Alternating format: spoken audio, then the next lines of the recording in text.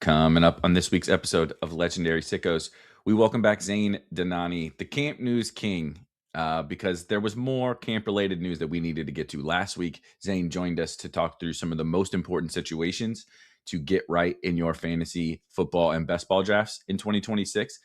A lot of them being major camp battles. We talked at length about the Jacksonville Jaguars, Denver Broncos, New England Patriots, but there were a ton of other specific situations and specific players generating a ton of buzz across the entire NFL landscape. And we needed to get into those guys like Denzel Boston and Pat Bryant, Jacoby Lane, Cyrus Allen. What do we do with some of these guys? Maybe emerging, maybe not in training camp. What are their roles?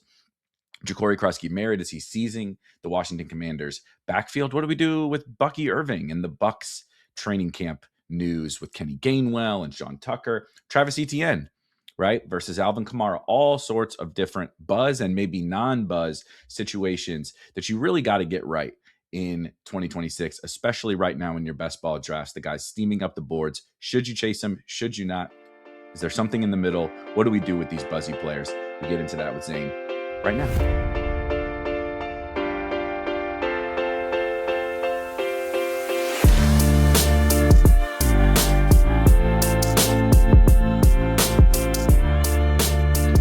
All right, guys. I believe the saying is, it was so nice you got to do it twice. Last week we had a fun conversation with Zain about some of the most notable things to get right during training camp, and in typical Legendary Sickos fashion, we covered about 2 different camp situations in a couple hours, and so got some good feedback to see if we can bring Zain back, and luckily he was available to talk through some more of what I think is most important today. Is we're in like peak buzz season, drum beats, gong beats, but whatever.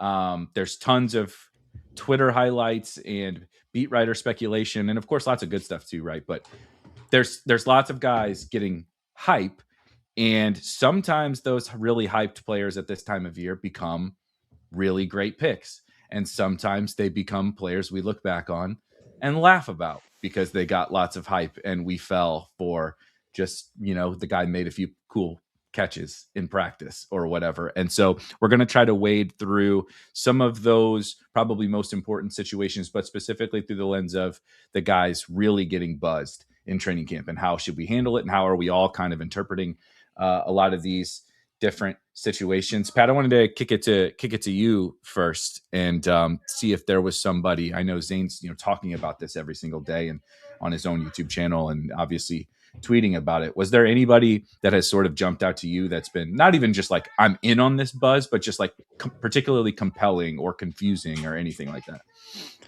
Yeah, 3 changes. I will also say we have capitulated somewhat on Parker Washington. We did it. We're still not getting him. Ladies and gentlemen, we got him. We've we did it. I mean, we got him. The drum beat there. You want to talk about drum beats? Since we last talked to Zain, that's still been the funny thing about that one is that the drum beat on Bryant Thomas remains very, very bullish and very loud as well. They haven't been as talkative about Jacoby Myers, but Myers, I saw like yesterday, they had a quote about how he was really doing some good stuff with like more like go route type stuff. But basically like he can do everything was kind of like what it boiled down to. Like we need to make sure we get him involved in stuff. We weren't even using him before. So it's not like he's having a bad camp.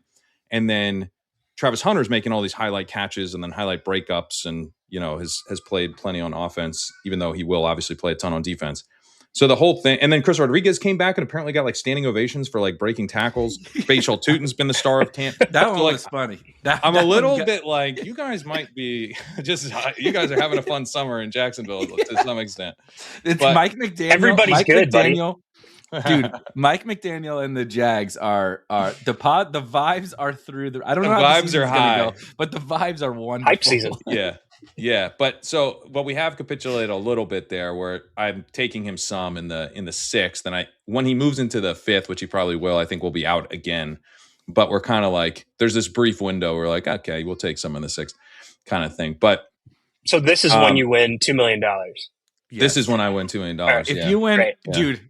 If you win $2 million, $3 million, $2 million, whatever, with a Parker Washington team from this little sliver of the summer. That would be the great. I think I told you. I'll buy you guys a beer. I'll definitely get around for not even a fucking pizza party. You better send us a keg or something. Yeah. Here's your Bud Light, you fucker. I drafted the team that did win $2 million. I drafted ahead of a podcast I did with Jacob Sanderson. And I'm pretty sure I drafted it because I was like, I'm going to go on a show tonight. Like, I want to kind of get my thoughts, make sure I've drafted recently. So I drafted a couple teams. And then one of them won $2 million. That's so good. I didn't send him a gig, I guess I should have. I had the Goodwill version of that last year where I didn't have a very good season last year. And I think I told you this, Pat, but I don't know if I told you this, Zane.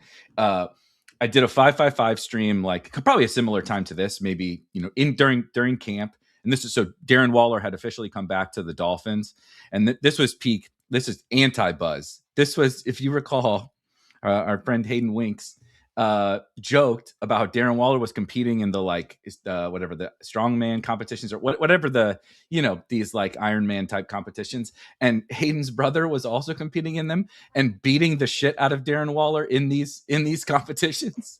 And I'm like, I was already out, and I'm like, I could not be more out on Darren Waller. I get into this, I do this stream, you get to like the 17th or 18th round, and I'm like panicking on what to do. You're talking to the chat or whatever, and I just didn't get my click in, and I autoed Darren Waller on that team. And then he had the big week 15, I think, last season, and it got me. If I remember, was it that one that me and you were in the same pod? But anyway, it's not important. But it reminds me of that, where I literally every time I talked about Darren Waller all summer, I was like, guys, stop it! Like this, don't do it. Blah blah blah blah, making jokes about it. And then I autoed him on what was arguably my best team that had the best shot at $1 million. We're drafting teams, not a portfolio. It's the over under on you drafting.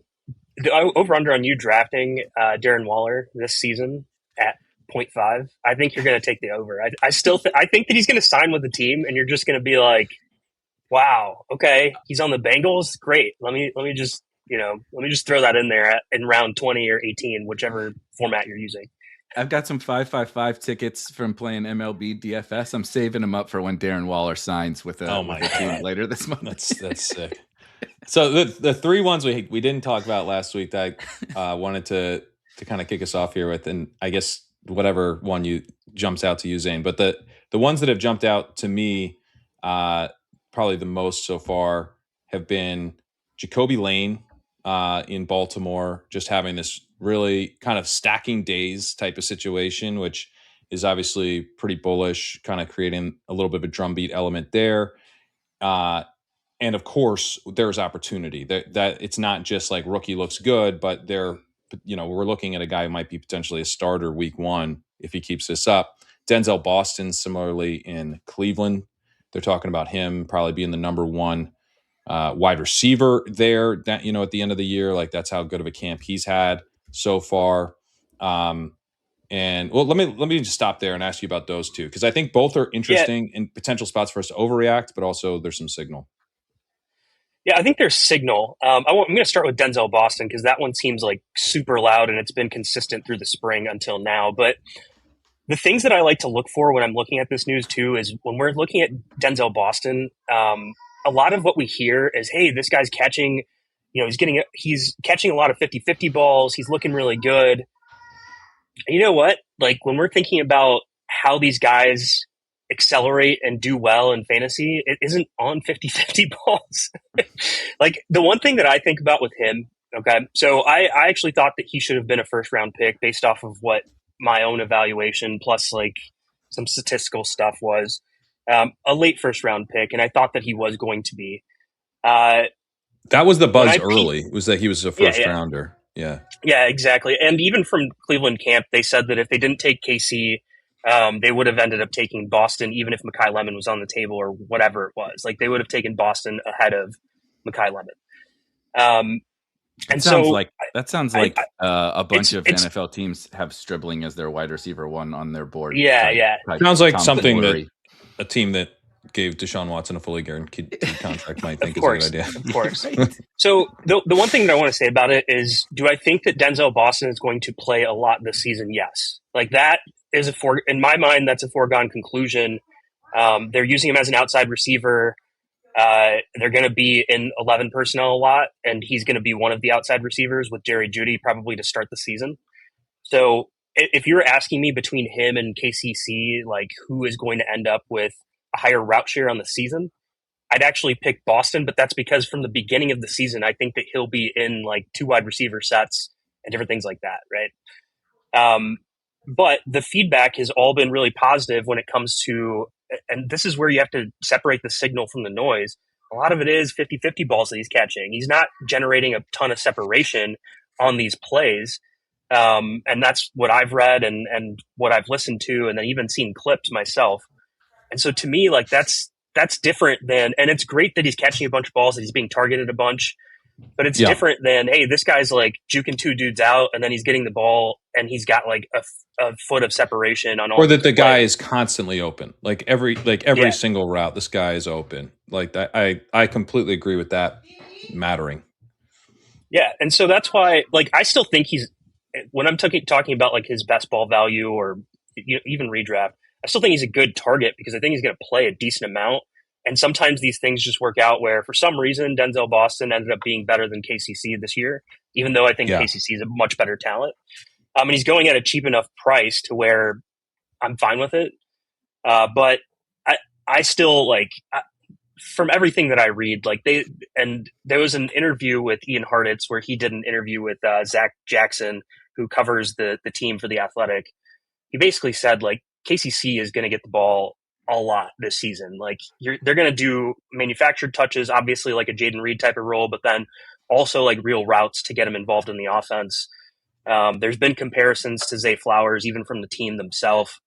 I think they're going to be using him a lot. He'll be the slot role. And then in that interview, they also talked about Jerry Jeudy potentially being, he'll be like kind of on the team doing stuff in September, but I don't anticipate that sticking out longer than maybe like October. And then when you're going to 2 wide receiver sets, maybe in October, November, it's probably going to be KCC and Boston.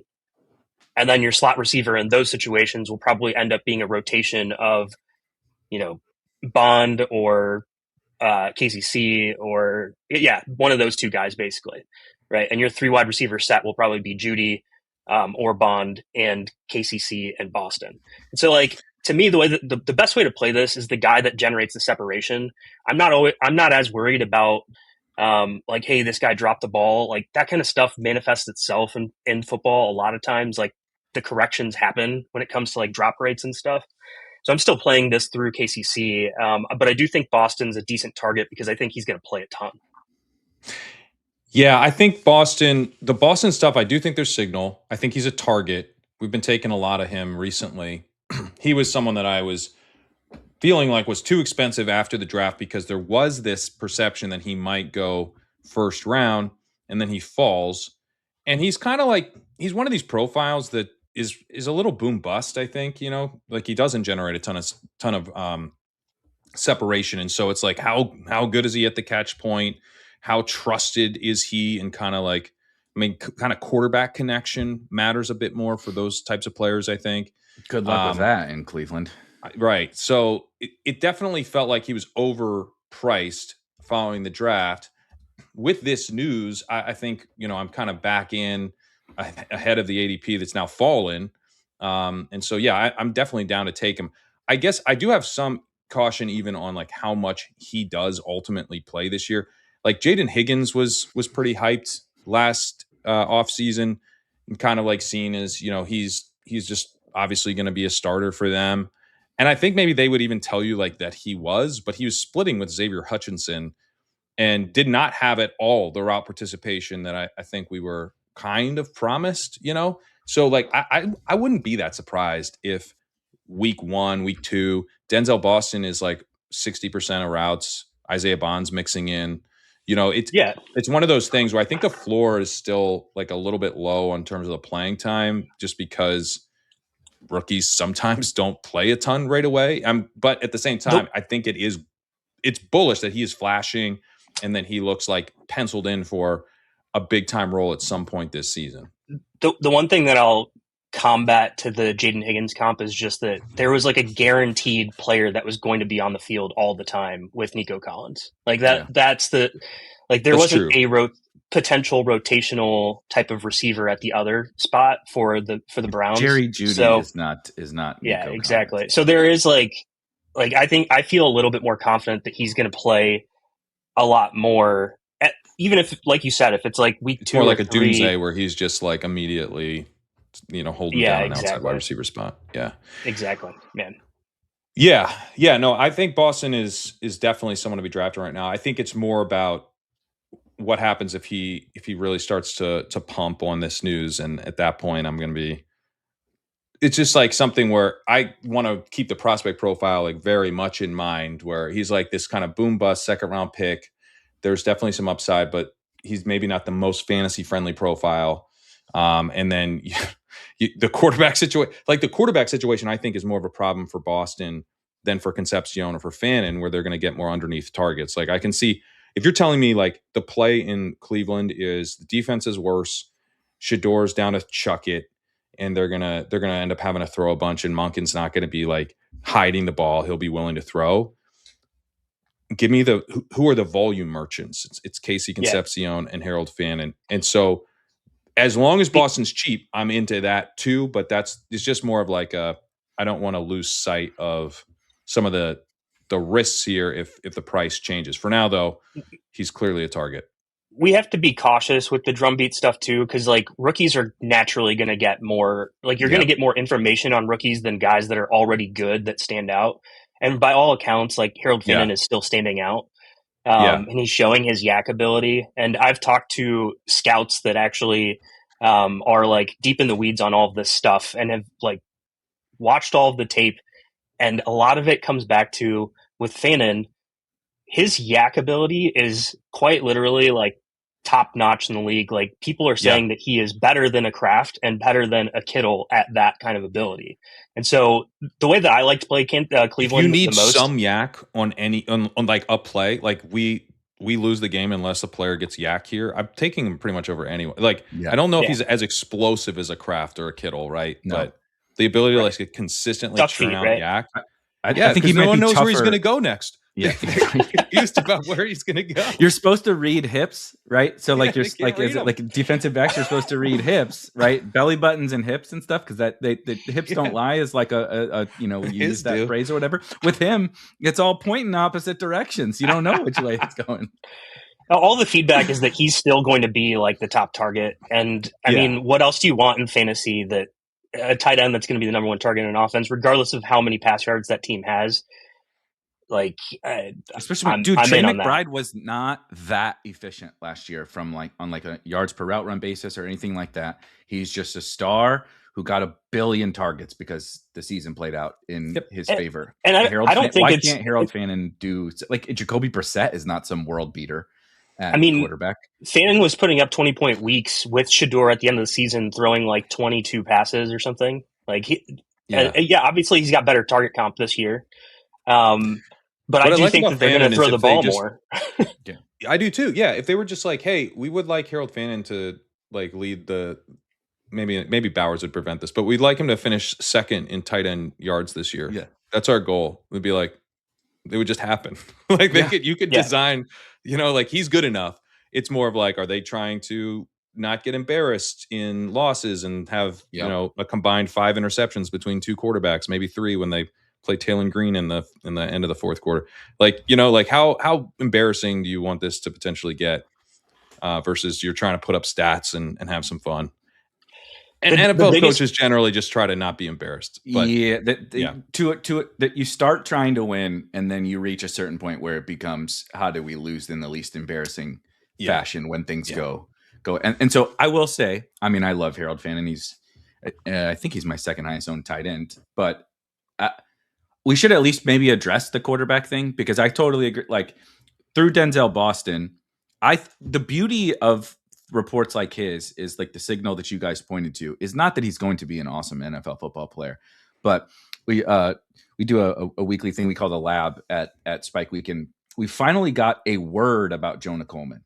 It wasn't like Jonah Coleman's going to take over the backfield or anything like that, but it was just like oh, we're generally He doesn't look excited. like a rookie. He looks yes, good. Exactly. Yeah.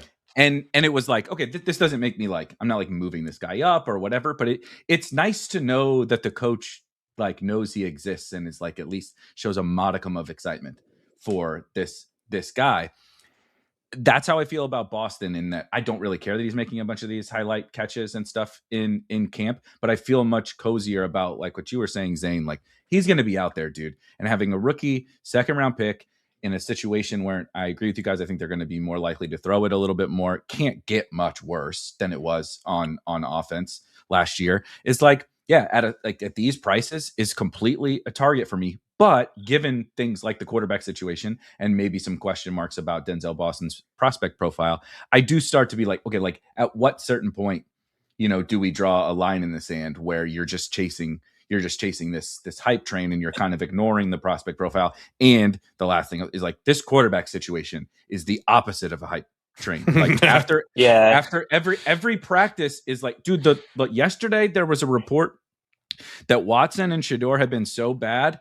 They asked one of the coaches, do you think you should actually give Dylan Gabriel a real shot at winning this job? And that was the most ominous shit I've ever heard in my entire life. You're actually questioning if you should try the Dylan Gabriel thing again to the coaches because Shedeur and Watson are so bad. And I know Taylon Green's not going to unlock these guys. So that is where I just don't want to get out over my skis on a situation given the quarterback context. I agree with that. And that's the reason why you don't go full on 20+% maybe on a Fanon. It's the way, again, we're going back to best ball principles, right? The way that you play this is if you're right and for some reason Shedeur is fine, not a good football player, but okay, or not absolutely terrible, then obviously you're going to want Harold Fanon on your teams. Now there's definitely the risk of Dylan Gabriel. There's the risk of Taylon Green. There's so much risk involved in all of this. And that's the reason why you're not taking 20% Harold Fanon. That's the reason why maybe you're taking something 15%. You want to be a little bit above. That's exactly what I have. That's exactly what I have. 15%. Yeah.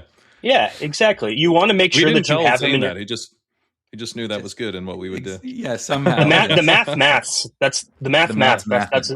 Yeah, exactly. So that's how I feel about it.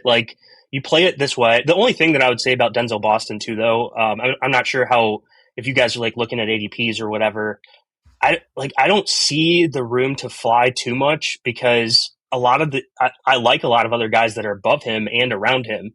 And that's the challenge with him for me is okay, Stribling's barely above him right now. Omar Cooper's another guy. Diggs is going to move up a ton, so I'm not going to consider him. But he can't go past Rashid Shaheed in my mind, and if he does, he might. Just and I don't want drumbeat stuff is powerful into ADP, man. It's pretty crazy. Yeah, that's where I would. I guess what I'm saying is right now is a good price. It's a decent price, but I would even at his current price, there's other players around him like Ryan Flournoy that I still like as football players and would Trey Harris. There's other guys back there too. Yeah, I'm sure I'm missing. Yeah, but I do want to take him over those guys in part because I think he just has more upside. When you think through, I understand it's the Browns, but he could be the wide receiver one for that team, for an NFL team. Any NFL team, if you're the wide receiver one, you shouldn't be going at 150. And correct. Flournoy can't be that. Right. Harris isn't going to be that. No. Without injury, you establish yourself as the top wide receiver on a team. And I was, somewhat skeptical that Boston was that level of prospect, but he's having a very strong camp. And there's always been upside to his profile. He's a very athletic, big receiver and does have second round draft capital. So I want to be taking him now. I'm at 10%. I'm going to try to get up on that. And then, if he gets up above Shaheed and stuff, I do think I'll probably be out at that point.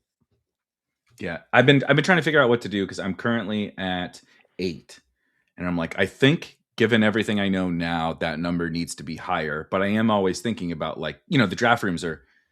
I did some drafts this morning on a show, and it's Boston at 138, Boston at 142. It's so everyone sees it too, right? It's not just that's where we have them ranked now, 139. Yeah.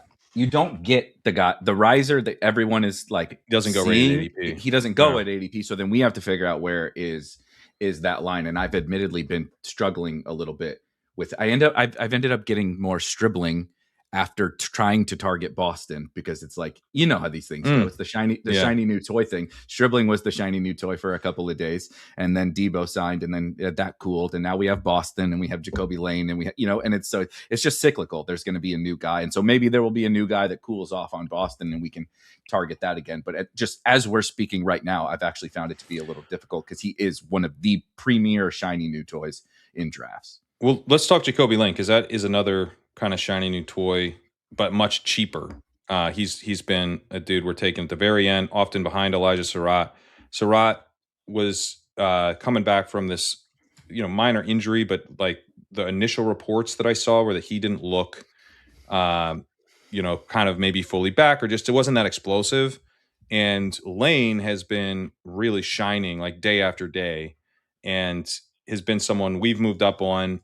I think is maybe not like a must-have priority guy, because you are looking at a third-round pick who I would say has some kind of limitations to his profile. Probably, another more outside wide receiver. Kind of, I mean, I would have maybe even thrown around the word lumbering before he's like, constantly open at Ravens camp. The video he posted of him running routes 3 weeks ago, I think, made him completely undrafted until this drumbeat started. He was my fourth priority amongst all the Ravens cheap wide receivers after he posted that video. I was like, oh my God, there's no chance for this guy. I think if I were a little taller, I could cover him. And then he comes out in practice, and nobody can cover him, apparently. So we're still, like, I would say, like, appropriately skeptical of Jacoby Lane, but there's clearly opportunity here. I mean, Rashad Bateman's efficiency absolutely tanked last year. I think it was 0.7 yards per hour or something awful like that. And then you get to Tez Walker Tylan Wallace is gone, right? So we're done with veterans now. Somehow they didn't bring in, the DeAndre Hopkins or Odell Beckham signed, and it wasn't with the Ravens. That's like a huge, DeAndre Hopkins went into coaching. If Harbaugh were still there, he would absolutely be playing wide receiver still. Yeah. I guess that is right. Available. Harbaugh Let me is just in say New that. York, so that does track. Yeah. Yeah, Hopkins could sign. But yeah, I mean, so it's like Lane, Tez Walker, and Surratt really are competing for the wide receiver 3 job. And with the new OC, maybe they play more 11. They don't have Isaiah Likely anymore. They don't have Kolar anymore. So tight ends thinned out. There could be, like, the Ravens wide receiver 3 might actually be something we care about this season, and he's looked really good. And he might, frankly, be the wide receiver 2 in short order with how bad Bateman was last year. But, I also have some skepticism about Jacoby Lane. So how much are you buying into this one?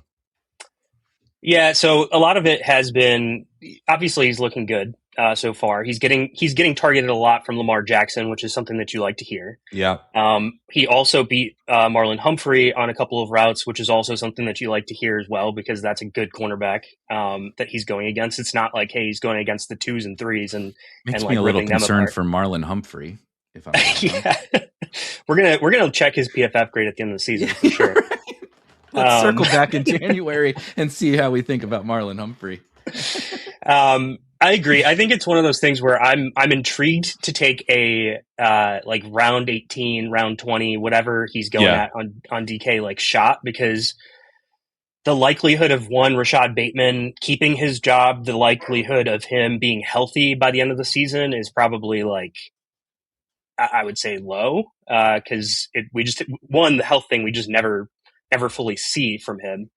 And even on the NFL Insiders, they talked about Jacoby Lane potentially, like, giving Rashad Bateman a run for his money. Now, I'm going to take that with a huge grain of salt, because, I mean, usually these guys are at the training camp for like 1 day, maybe 2 days. And they saw like some good plays, and then they're talking to coaches and stuff too. So they're hearing things. But if you happen to go to the right practice, and this is actually something that I equate to, like when I go traveling somewhere too. You go to Boston and it's raining, you're not going to like Boston that day. Like, you know what I'm saying? But like, if you go to Boston and it's sunshine and flowers, like, you're going to like Boston that day. So like, that's kind of the way that I moved to San Diego. He doesn't have to deal with that shit. Yeah. It was nice. It was nice here. And then it's been nice here every day since. Spoiler alert. Yeah. So, I mean, it has my ears perked up, right? It has my ears perked up. It's something that you need to pay more attention to, because And one of those things that we pay attention to in preseason, because he's obviously going to play in preseason. He's a 3rd-round rookie, so we're going to watch and see, like, hey, what snap participation is he getting? If we hear that for some reason they decide, hey, we're not even going to put this guy in, like we've gotten that signal before for players, which I would highly doubt happens with the Ravens. But if for some reason they were like, yeah, we're not playing the starters and Jacoby Lane's not playing, like, okay, wheels up, yeah. But for Puka. right now. Yeah, exactly. exactly. It was the greatest signal of Puka ever. Like, we knew that he was becoming a thing during camp, but we didn't find out till preseason week 1. Like, oh no, like he is a starter. Like, he's not right. Even, he's resting with all of the starters. Yeah. I would be surprised if he's not, like, if they're resting starters for the first preseason game. I'd be surprised if he's not out there with, like, whatever the first team for preseason is. Whoever the quarterback is, whoever the receiving group is, I would be surprised he's not on that, at least, with like Tez Walker and Elijah Surratt. But yeah, I think we just need to see what happens with, like, the preseason stuff, the participation, the route participation. Maybe he plays like the first snap and maybe like the first drive, and then they take him out because they're like, hey, we really like this guy, we want to, like, sit him out, So that's the signal that we need to see. It's good that he's on the radar, which makes him draftable at the end right now. But for me, it's not like anything that I'm definitely clinging on to, because we're talking about like 5 days, and Surratt looked better in OTAs, and now he's dealing with an injury. So he doesn't really technically have the possibility to look better if he's kind of, like, limited mobility wise. So let's wait and see. Yeah, I mean, it's wait and see if he rises, but I think it's not wait and see if you're on the clock in the 18th round. Yeah. I think he's very because I mean, the nice thing about what I would say about this for Lane is, I think to some extent it increases the floor on a 3rd-round pick, which we know, 3rd-round wide receivers are sometimes just nothing. Redshirt years, I mean, sometimes they just never produce at all, right? Really bad football players, yeah, they're just terrible. So the floor is actually pretty low, especially from a best ball perspective on 3rd-round picks. It's better than being a 4th-round pick, but it's nice to see, like, okay, he is someone that's on their radar. He's in the mix to start quickly. It makes me feel better about him having a contribution at some point this season. And, like, if we get the preseason info that, like, he's not really truly a starter yet, I think he's still a fine 18th round pick. I don't need him to be a week 1 starter. I mean, if he's a week 1 starter, he should not be anywhere near the 18th round. No. He plays with Lamar Jackson. This could be really fun.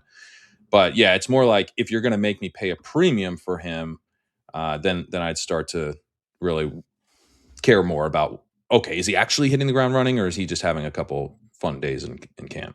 I think the beauty of these cheap, non-Zay Flowers Ravens wide receivers, like, we've talked about this a lot, and this has been one of my number 1 priorities. Now, it's certainly not ideal that he was the guy I drafted the least amongst all 4 of those other guys, but there's a month left to rectify that, and this is exactly what you wait for. And like I said, the beauty of this specific situation is, even if this hype is not real, he's a 3rd-round pick rookie showing promise in training camp. He's making the team, right? So, okay, goal number one. Right. And I know that sounds absurd, but, like, there's going to be guys who are getting drafted right now who do not make the team. He's going to be active on game days. Okay, they just, like, they're not going to have some guy that we've never even heard of, right? We pretty much know who's active for the. And I think with the receivers, like, he's going to make the team. He was always probably going to make the team, but, like, are we talking about Tez Walker? Like, is this the career arc? Tez made the team as a rookie. Tez made the team. He'd never ever touched the field. Yeah, right. So it's like, yeah, he would have probably made the team as a 3rd-round pick, but, like, would he have made any kind of fantasy relevant role? As you said, the floor, the probability that he is providing a non-zero amount of something has risen. This is what we waited. We spent months being like, there's something here. Is it just Bateman bounces back? Is it, Tez is this crazy post-type sleeper? I think a lot of us liked Surratt a little bit more as a prospect. I still stand by that. And we'll see that it's not over, right? The story is not written, right? We haven't gotten to the end of the episode and it says, that's all, folks. Jacoby Lane is your winner of this competition. Like, that's not where we're at. But he has probably given himself a better opportunity to win it now than we knew before. And that's exactly what I want to spend some chips on in the, like you said, Zane, 17th, 18th, 19th, 20th round. That's what I've been waiting for. If I miss, okay, so now I drafted a guy who maybe needs Rashad Bateman to get hurt or suck. I'm like, I don't know. I'm drafting worse bets than that. Like, I've drafted far worse bets than that. I immediately always think of what happened with the Packers tight end situation with Luke Musgrave and Tucker Kraft. Weren't they like the same round too? And then like everybody Musgrave was second and Kraft was third. Yeah, there you go. So a lot of people gravitated towards Musgrave. Obviously, the draft capital. I think he had a better, somewhat-ish profile coming out too, where it was like, hey, this guy's athletic. I had them very close, but yeah. And so people were gravitating towards that, and then he actually did end up playing more to start the season, and then he got hurt, and then Kraft comes in, and then now we know where Tucker Kraft is. But Musgrave was a good pick in his rookie season, right? Not one I actually took a lot of. I was I didn't take a lot of Kraft. Florida, so yeah, exactly. Some of us just started with me being humble. And I was like, because I was taking Sam Laporta. But no, I wasn't taking sharp. Musgrave, and he was a good pick. My recollection is that the second year is when Kraft took over and was a smash pick late. But I got a comp from last year, and it's going to sound weird and shitty because it was a shitty offense, but it reminds me of Erik Pat and Chimere DK last That's year. A good one. Like, that's a good wildly different players, wildly whatever. But the Titans took Chimere DK in the third round. They took Erik Pat in the fourth round. We were all, because DK is like kind of a crappy prospect, basically like slot only, return man. Like he's a weird player, and I'm not sure how particularly good he is. I mean, they just replaced him with Wan'Dale Robinson in the offseason. So, but we were like, the royal we all thought Erik Pat was a better prospect, and of course he's a boundary wide receiver competing with almost no one. You could project routes and all that kind of stuff a little bit more easily. We sort of did that with Surratt, where we were like, I don't really see it that much with Jacoby Lane. Here's the big slot role for Elijah Surratt. We liked him better, right? It's easy to do that. And I don't even think that that's wrong. But then as summer and stuff went on, it's not even that Erik Pat was a bad pick. It was just this guy they also liked. This other guy who, spoiler alert, they took first and was showing some things in camp. And then over the course of the season, Pat was just struggling, whether it's his fault or the offense, whatever. But DK was getting real opportunity in this offense. And I think about it like it didn't matter because they were on the Titans and neither of those guys are all that good. But imagine if we just moved those guys over to the Ravens and you got that exact same situation, you would be like, it wouldn't have been wrong to invest in either of them. But it also would have been really good when they said, yeah, like we really like this DK kid. Spoiler alert, we took him in the third round over the other guy. He's really dynamic. He's going to return kicks, so he's going to be active and blah, blah, blah, blah, blah. And they told us all this. You would have been just like, yeah, just let me pile in. He's catching passes from Lamar Jackson. Like, sign me up for that. So that's just sort of how I'm feeling about the whole thing is I think you should still have your reservations. I think you should still keep your eyes on this thing and just be like, it's not over. We'll see. Surratt's got time. Tez has time. Bateman has time. But the early winner is Jacoby Lane, and I think it's smart to take shots on that. If it's wrong, that's okay. But if it's right, you're getting the best prices on what could be one of the better picks of the entire season.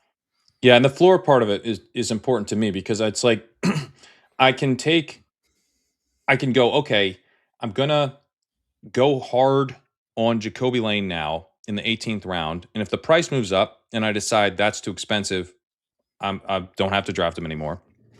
And if it looks like the hype train has cooled, I also don't have to draft anymore. But those teams aren't going to be dead.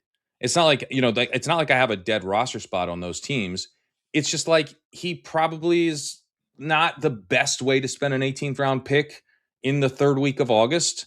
And he was a pretty good way to spend the 18th round pick in the first week of August. Like that's, then that's fine. Like I'll just pivot and then go aggressively at whoever I think the best 18th round picks are, a couple weeks from now. But that's where, because he's someone who's, established himself enough to the point where I don't think I'm going to regret 18th round Jacoby Lane at any point, even if I stop taking him in the 18th round later. Even if you feel worse about it, you don't regret. Yeah. You don't. I'm not going to be like, oh, that was such a dumb pick. The regrets are when you feel like I drafted a dead player. I drafted a dead player. The floor part that you just said is he's not. I think he's raised to the level of not dead. He may not. It may not be perfect. It may not be a good pick. But he's not. He has established an undead. He's undead. Are you thinking about, so like when I think about 18th round, like dart throws and stuff like that, I'm always thinking about whether this is a like must target or if it's like I'm mixing him in situation. And it's like, hey, Lamar, if I have Lamar on the team, like definitely in the 18th round, I'm taking Jacoby Lane. But is that how you're thinking about it? Or are you thinking like, I want to take him a lot right now and then potentially not at all if he goes up to like, round 15 or something like that? Yeah, it's more, I guess it's sort of in between because I think it doesn't have to be the 18th round now for Lane. If I have Lamar, I think I'd probably take him in the 17th. If I was in a spot where, I'm in the front half of the board. And so, yeah, I mean, I might take him in the 16th, like in the late 16th, just to make sure I get him. Like, I'd be fine with that. It's not like I need him to be just my last round pick on those Lamar teams. And then I am taking him, some in the 17th on non-Lamar teams. I think he's a guy to make sure I'm getting now where I need a receiver in that range. But he's not someone that like, in the 14th, 15th, it's like I'm entering drafts to get Jacoby Lane. That's not how I feel. There are hopefully players that I will feel that way about later, but he's not one of those guys. But I do. I mean, I think just to underline this part of it, the opportunity element is so key here. There is a potential for this player to be the number 2 wide receiver in an offense that is scoring a bunch of points and also has Mark Andrews as the number 2 target who fell off a lot last season as an older guy, could fall off again. Like this could be a spot where by the end of the year, you're looking at, we got the number 2 target on the Ravens in the 18th round, the 17th round, the 16th round. Like that's just such a smash. It could look soon like the odds of that actually happening are not that great actually. But for now, yeah, I'm down to make sure I'm getting a decent chunk of them without going crazy. I'm looking at names like at the end right now for receivers. It's like Ted Hurst, Cyrus Allen, Darnell Mooney, Kayshon Boutte, those types of guys. Like I would definitely take him above Darnell Mooney. Oh yeah. Darnell like Mooney a million situations. Yeah. Darnell Mooney may have like missed the bus to the practice facility. Like I haven't heard about him. That's ADP, right? So I'm just like, I'm trying to understand for myself, like where I'm trying to stack this up. And I'm like, it makes a lot of sense for me in a lot of situations where I just feel comfortable that I'm happy to take him above a lot of these dudes who are basically flyers at the end too. Again, go for it. I was just when you get to that $1 range, right? We often use the auction dollar analogy, but I think it's really helpful to like crystallize it, right? Like Pat said, like the guys you take in the 16th will sometimes be available in the 18th. And the guys you might think are 18th round picks, someone else takes in the 16th. Like it's all the same shit. We're at the end of this auction draft. We've had too many beers and everybody's going around the room and doing the $1 thing. And we're just like, let's get the fuck out of here, right? Like you like this guy for $1, you like this, let's move on. That's what those late rounds are. And so for me, how I like to play it, to answer your question, is very similar to Pat. Although with this specific situation for me and my portfolio, I have a good clip of the other 3 guys and did not have as much to come significantly more than 0, but not like if all this stuff is true, I want a lot more than I have. I was sniped so many times on Surratt and just sadly took Lane. You're mad. You were mad. Oh, I was so mad. I was like, God damn it. Fine, Lane. Exactly. That's it. You never felt that when you were like, okay, I'll do Bateman this time. And if somebody took him, you were always secretly just no, like, you're always like, thank you. Thank God. I'm trying to draw a line of where like I'm okay taking him versus other players. And I think that for me, like you guys might feel completely different, is right at like the 80 Mitchell line right now. Like right after that, I don't really care. Yeah. Give me some dudes like, Zachariah Branch is there. Tank Dell, Malik Washington, the Branch comp just throw him in there. seems. I think Branch zone feels decent because Branch is also a rookie with the clear path to opportunity, shining at camp. He's getting very positive hype, and he's competing with Jahan Dotson and a bunch of nobodies there. But it's the Falcons as opposed to the but also third round pick, right? Branch was a third round pick, so, yeah. So it's like kind of similar vibes. But again, for me, this was like, we talk so much about waiting for camp news on a lot of situations, and like the Ravens wide receiver room is like, I don't know, maybe the singular most important thing that I've personally in my portfolio been waiting for. Like it's a big one. It's a huge one. Like as Pat, like, just to keep hammering the same point, this is the potential, not necessarily will be, and maybe it isn't week 1, but like could grow into the second highest volume pass catcher on a Lamar Jackson Baltimore Ravens offense, now with Declan Doyle in charge, theoretically installing more explosive plays and a more modern offense, slightly less run heavy, actually running motion and, doing some creative things. Like, this is it, man. Like, these are the kinds of situations that you search for. And so when I start to get, it's exactly what Pat said. When I start to get an inkling that this could be the guy, and he's probably at least a minimum live. Something. Yeah. He's something. And I won't regret. I like the regret part of it. Like, when I look back and I'm in a week, if like, let's say we all get together in a week again and we're like, oh, it's Surratt now. Like, oh, Surratt's been balling out. It was like Surratt was just slow to come up, and it's been the Surratt has taken over now. I won't regret the Jacoby Lane picks. Not one. I won't lose a single ounce of sleep over it. I'll just move on. We'll just take Surratt, and it's fine. Can I also just say that it could be both? Like, I think that's why I won't regret it. That's what's beautiful. Like, it could be both. And I'll say this: like, Zay plays the slot a lot too, but from my own scouting report and stuff, I think that Elijah Surratt is super live to play slot and be a solid power slot receiver. Yep, they talked about him that way. And so there's room to have all three of them out there at the same time. So I'm not necessarily writing off Surratt because of Jacoby Lane. I'm just right now Jacoby Lane's the prettiest girl in school today, so we're just going for that. Right. Some new ones are moving in a week, but right now she has all your attention. By the way, did we set a record for how long you've talked about a 18th round pick? No, I don't know. Like, we've talked about it for like Pat and I did 25 like a 5 minutes. hour podcast on rookies. This is not we're not even close to records. Never to be heard from again. Dude, we talked about guys who didn't even get drafted in the draft 3 years ago or something. And I'm impressed with our brevity, frankly. We will reference them every once in a while on shows that they're like selling insurance in, Waukegan or something like that. And they are not relevant to football, but we've discussed them. Yes, it is sad. Let me ask you about another potential 18th round rookie wide receiver, Cyrus Allen. Just want to get your thoughts on, like, because this has been Cyrus. So, okay, just to like kind of set where my head was at. He's not a player I thought much of at all. And it was a 5th round pick. And was he in your model? Chiefs, that's cool. I had to add him though. I think he was a draft day ad. He was one of these guys where I'm like, come on, I'm not 100% sure, but that's what I'm recalling right now. So it's like Caleb Douglas bar. I always Caleb Douglas was another. Yeah, I added either Allen or Douglas for sure, and I'm not 100% sure which one I did before, like well before the draft, and which one after the draft.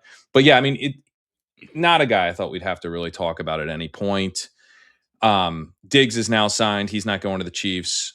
There's never really been any Keenan Allen buzz to the Chiefs. So we're looking like this is it. It's Tyquan Thornton and Cyrus Allen competing, I guess, for the third wide receiver job, although it seems like Allen's skill set's maybe a little more similar to Rice's ultimately. We've seen some failed hype out of Chiefs camp in the past. We've also seen the Isaiah Pacheco drumbeat pay off, be one of the kind of clearest signals that we've gotten at a training camps over the last few years. So yeah, I kind of torn on how seriously to take this. Where are you at? How much have you talked to Davis Maddock about this? Because this is probably this is right up his alley, right? I honestly haven't even brought I'm trying to avoid the Cyrus Allen subject because I have an inkling of where Davis stands on him. Yeah, fair. And I'm not sure what I think yet. It's a two-pronged thing. So obviously, I think that there's some signal in here. I think that there's enough signal to where you should consider him. Not as much signal as Jacoby Lane, but enough signal to where I think you should consider him in round 18 right now. If you guys remember when Justin Ross was like the hot thing, he was going he started going in like round 14 or something like that. That was like, now I actually have to consider the opportunity cost. Now this Justin was Ross Cyrus is Allen. Now Justin Ross and no one wants to fucked talk up. about this, and I'm sorry that I'm going to even say it, but Richie James was getting steamed when he was on the Chiefs. Like, it's like any Chiefs. Did it, done it. Add him to the list, brother. I'm like, what is it? What's the Adam Sandler movie where what's his name marks off all the names or whatever? Like, I should do the poster of all the names on the list that I've had to mark off of all these Chiefs that got some kind of hype or whatever, and I drafted them because I felt I like remember every year. It was Davis, I think maybe Reeves, but it was a podcast. It was probably one of the draft podcasts, like the FFPC draft, and Davis is touting Richie James. And like, we're about to move. This is August, so like we're moving to San Diego in like less than a month. And I'm like trying to take care of all this logistical stuff. I'm out in my little tiny backyard that was shared in Brooklyn, and I just remember being like, what the hell is going on with this Richie James shit? And Richie James pops into your head as you're packing like dishes and all that kind of stuff. That's not the picture of what I would want. Yeah, exactly. I need some actual entertainment. I'm doing this thing that's really annoying or whatever. Give me something fun, and all you keep talking about is Richie James. It's like so distracting. One thing. So the thing that I'll say on Cyrus Allen is that it's not as similar to what I've heard with Boston, where it's like, hey, he's catching these 50-50 balls. It's like, hey, this guy's getting open. Now, what I haven't been able to confirm is who he's going against. Like, there's some tape of like who he's going against, and I want to know, like, hey, is this like the top? Is this? The I know top he's caught some from Mahomes. Yeah, he's caught some from Mahomes.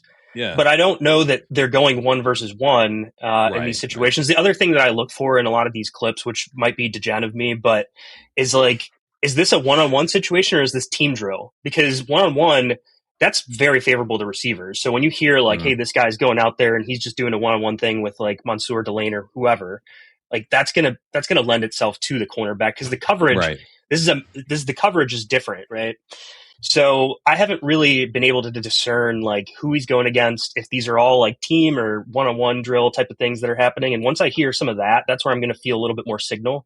I have talked to people that are very plugged in with like the scouting world and stuff too, who were very interested in Cyrus Allen coming into the draft. Like, and this is not from an analytics profile. It's like his separation actually stood out on tape, which is something that I think is really interesting. And then I actually recently got some data that I was able to get behind the scenes that allowed me to kind of like prove that out a little bit in like from like a college football perspective.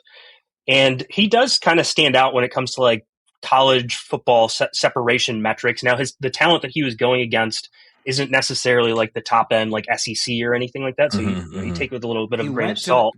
Can I? Yeah. So just to add to the context that you're going, so he played at Louisiana Tech for 2 years.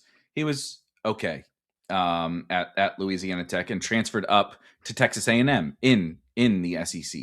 He did nothing at Texas A&M and then transferred back, a down transfer, but to the Big 12 at Cincinnati, and he was okay at Cincinnati last year. Yeah. But the tape itself, from everybody that I've talked to, is like this guy actually gets open quite a bit. I don't know why he didn't get the ball that much. I can't like speak to that. So I'm kind of like cautiously taking it as something where like, hey, I'm okay with throwing some 18th round, 17th round darts right now. And a lot of it comes back to the receiving room where it's like, dude, you're telling me like, I'm one of those guys that's like out on Worthy. I don't think that Rashee Rice is a special wide receiver by any means, like very replaceable in terms of talent. And then Tyquan Thornton, I know he won you millions of dollars, but not on the Chiefs. Not on the Chiefs. So I'm open to the idea. And then, let's just say that in this situation, he is the wide receiver 4. There's still opportunity that Rashee Rice isn't necessarily fully healthy, gets injured. Worthy's already gotten banged up. There's situations where he gets in there and then has the opportunity to prove himself, and that's more than what I see for a lot of players that are going to be connected to Mahomes.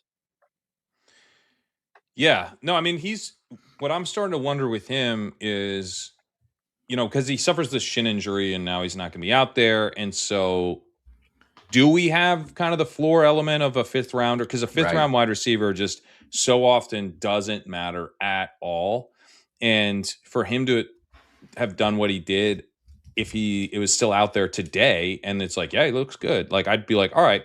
And Breer had a report that he's very much a part of the offensive plan.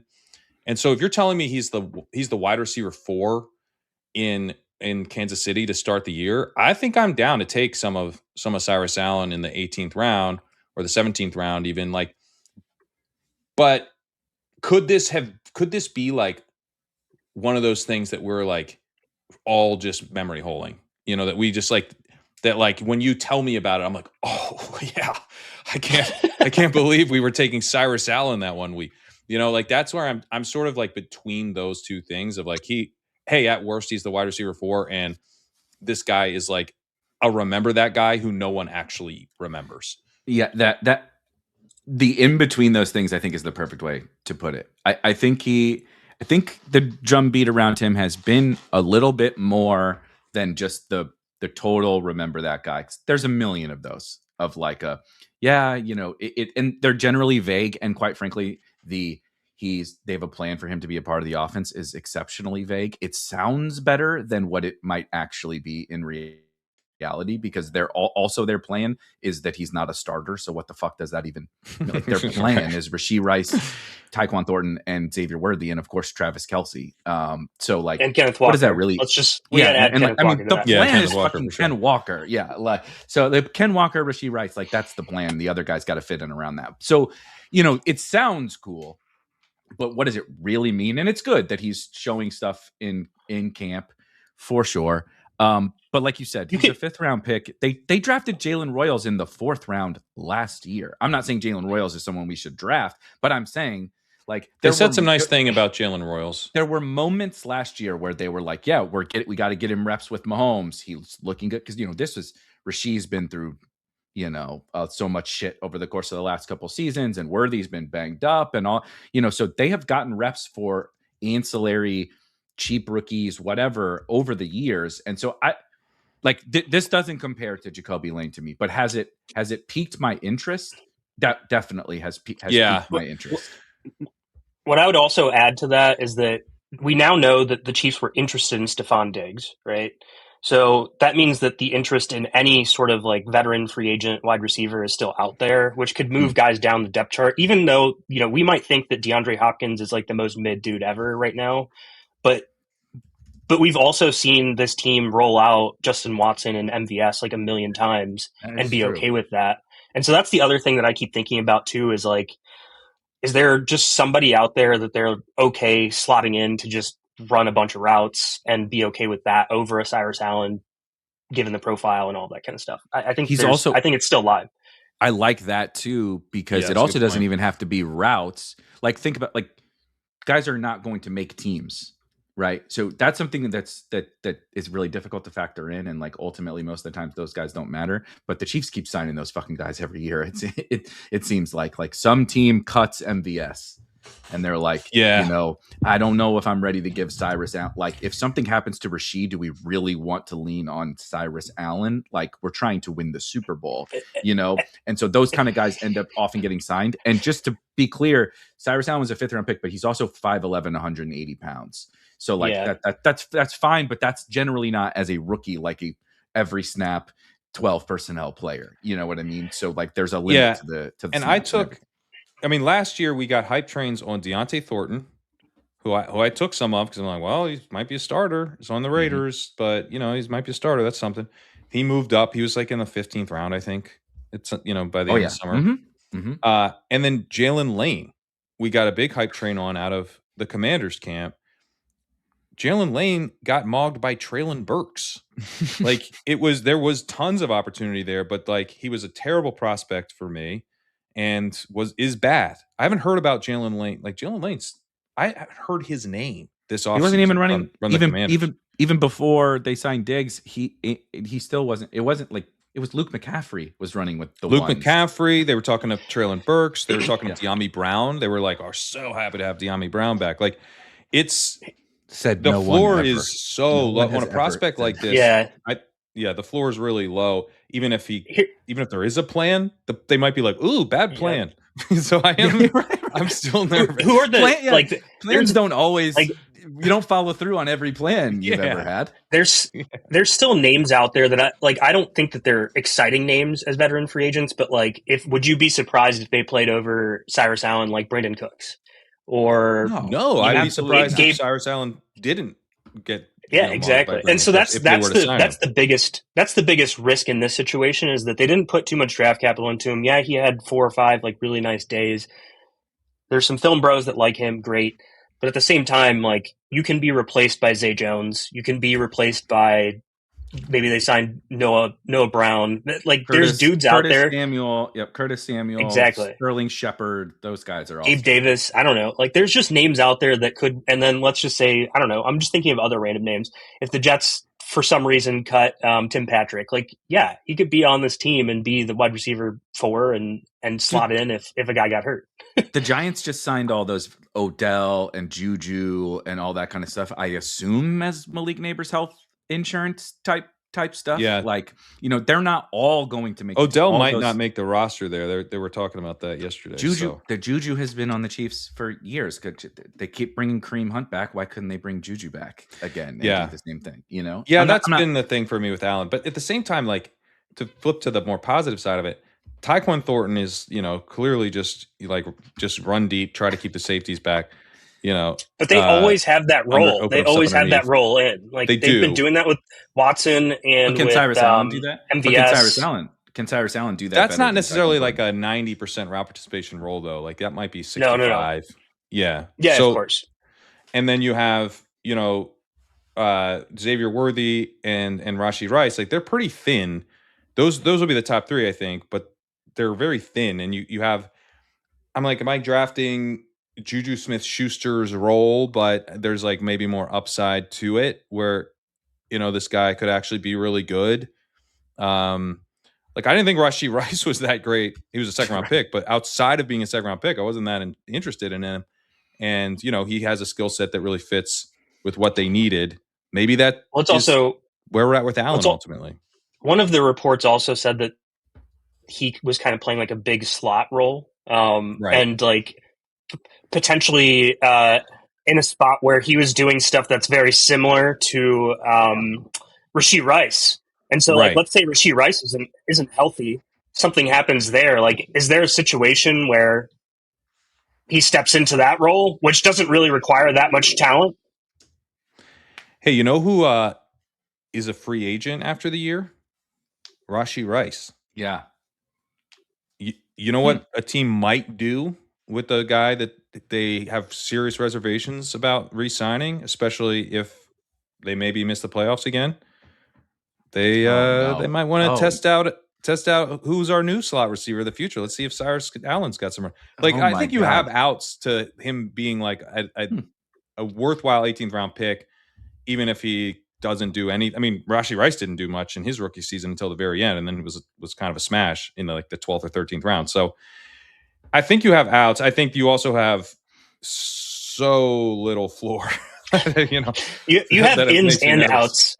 You have ins. I did enjoy. You just went full. That was an impressive Bill Simmons-esque conspiracy theory. That was conspiracy theory, Pat, of doing the Windy meme of like, Rasheed's a free agent and he's been in a lot of legal trouble and they keep hyping this Cyrus Allen kid. I loved it. It's not wrong. I just thought it was. No, I mean, I great. think I stand by it. Like the other thing is, what if they make the playoffs and they're kind of like, all right, let's see. We want to see what Cyrus Allen has as we kind of prep for the playoffs. And we saw this a little bit, I would say, out of the Broncos last year. We saw Troy Franklin ramp up a little bit, then ramp back down. We saw Pat Bryant ramp up a little bit, and then into the playoff game looked like he was going to have a bigger role. So like these playoff bound teams can also sort of experiment with the final games and kind of see what the depth guys look like. So if he is that wide receiver 4, maybe he does hit your lineup, a couple times or even just once. But once in week 15, 16, 17 is enough for an 18th round pick. So it's, for me, I think it's really about like, are you really the wide receiver 4 here? Because if you are, I think I'm down to at least mix him in. With the shin injury, it's obviously cloudy and murky again. It doesn't sound super serious, but any mispractice is any mispractice for a 5th rounder is bad. I did a bunch of research on this in the off season actually for like the big board draft, and I was looking at like, hey, if a guy is like past like round 3 in terms of draft capital, like what's the likelihood that they even get any playing time? And it's really low. But when you start to see the names that pop up for guys that do end up getting playing time, they're really good football players. So the hit here is if he does end up getting playing time, it probably means something. There's probably signal to him being a solid football player. And for some reason, like his draft prospects and all of the stats that he had in college, like we've seen some random times where guys don't pop in college and they do better in the NFL. There is a chance. It's a very, very low chance, but there's a chance. But when he's earned that job, at that point, I'm not thinking about like, well, I mean, what's the ceiling on a 5th rounder? Like, no, the ceiling is he's maybe a starter on the Chiefs. Like, I'm starting to get like, I don't want to. For me, it's really about like the downside here is nothing, like just literally nothing all year, unless he starts to really lock up a role, which maybe he was on his way to doing. But yeah, I mean, the ceiling does exist on. Like, I don't know how good this rookie wide receiver is that's impressing at Chiefs camp. He might be good. Like, he might be pretty good. So if I'm gonna get a chance to actually see that, then I think I'm willing to mix him in. I haven't really drafted him yet. But it sounds like the shin injury is not really anything. He'll be back soon-ish. And so I am starting to consider him. So maybe the hype dies down. It might not be a bad time. Some ways that I played this exact same situation last year that actually ended up working out was with Troy Franklin and Pat Bryant. I ended up taking both in like round 17 and 18. And that's kind of what I just did a Mahomes team where I took Tyquan Thornton and I took Cyrus Allen in like 17 and 18. And I was fine burning the quote unquote like 2 roster spots because I was pretty confident that one of these 2 guys is going to play. It's not. I've been doing that with the Ravens wide receivers. Yeah, same. Lane Surratt. Yeah. It's not impossible that you got 2. It's unlikely, but it's not impossible. But it's pretty likely that you got something useful. I only do it for like solid pass offenses. I wouldn't do this for like the Panthers with Xavier Legette and like David Moore or something, right? Like we're not going to do that. Don't do that. Jimmy Horn, Xavier Legette stacks while the entire Panthers offensive line is in the blue tent. Doesn't sound very good. But you guys both happen to mention a name that I think we should talk about in Pat Bryant.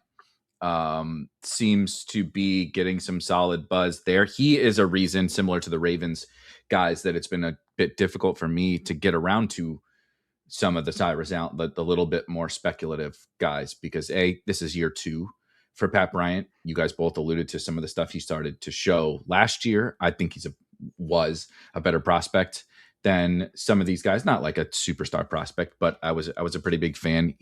They talk about him in ways that I think is really encouraging in terms of being able to play X, being able to play in the slot, being able to do, some of the dirty work, being able to get open.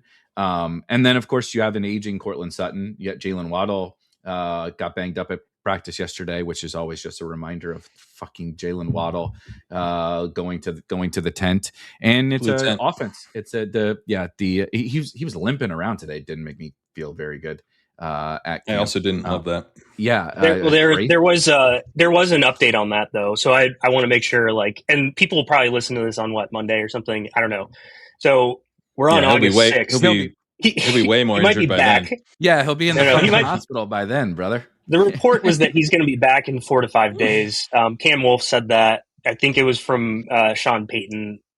We'll see what ends up happening. He could be back by the time people listen to some of this stuff. Yeah. We'll see.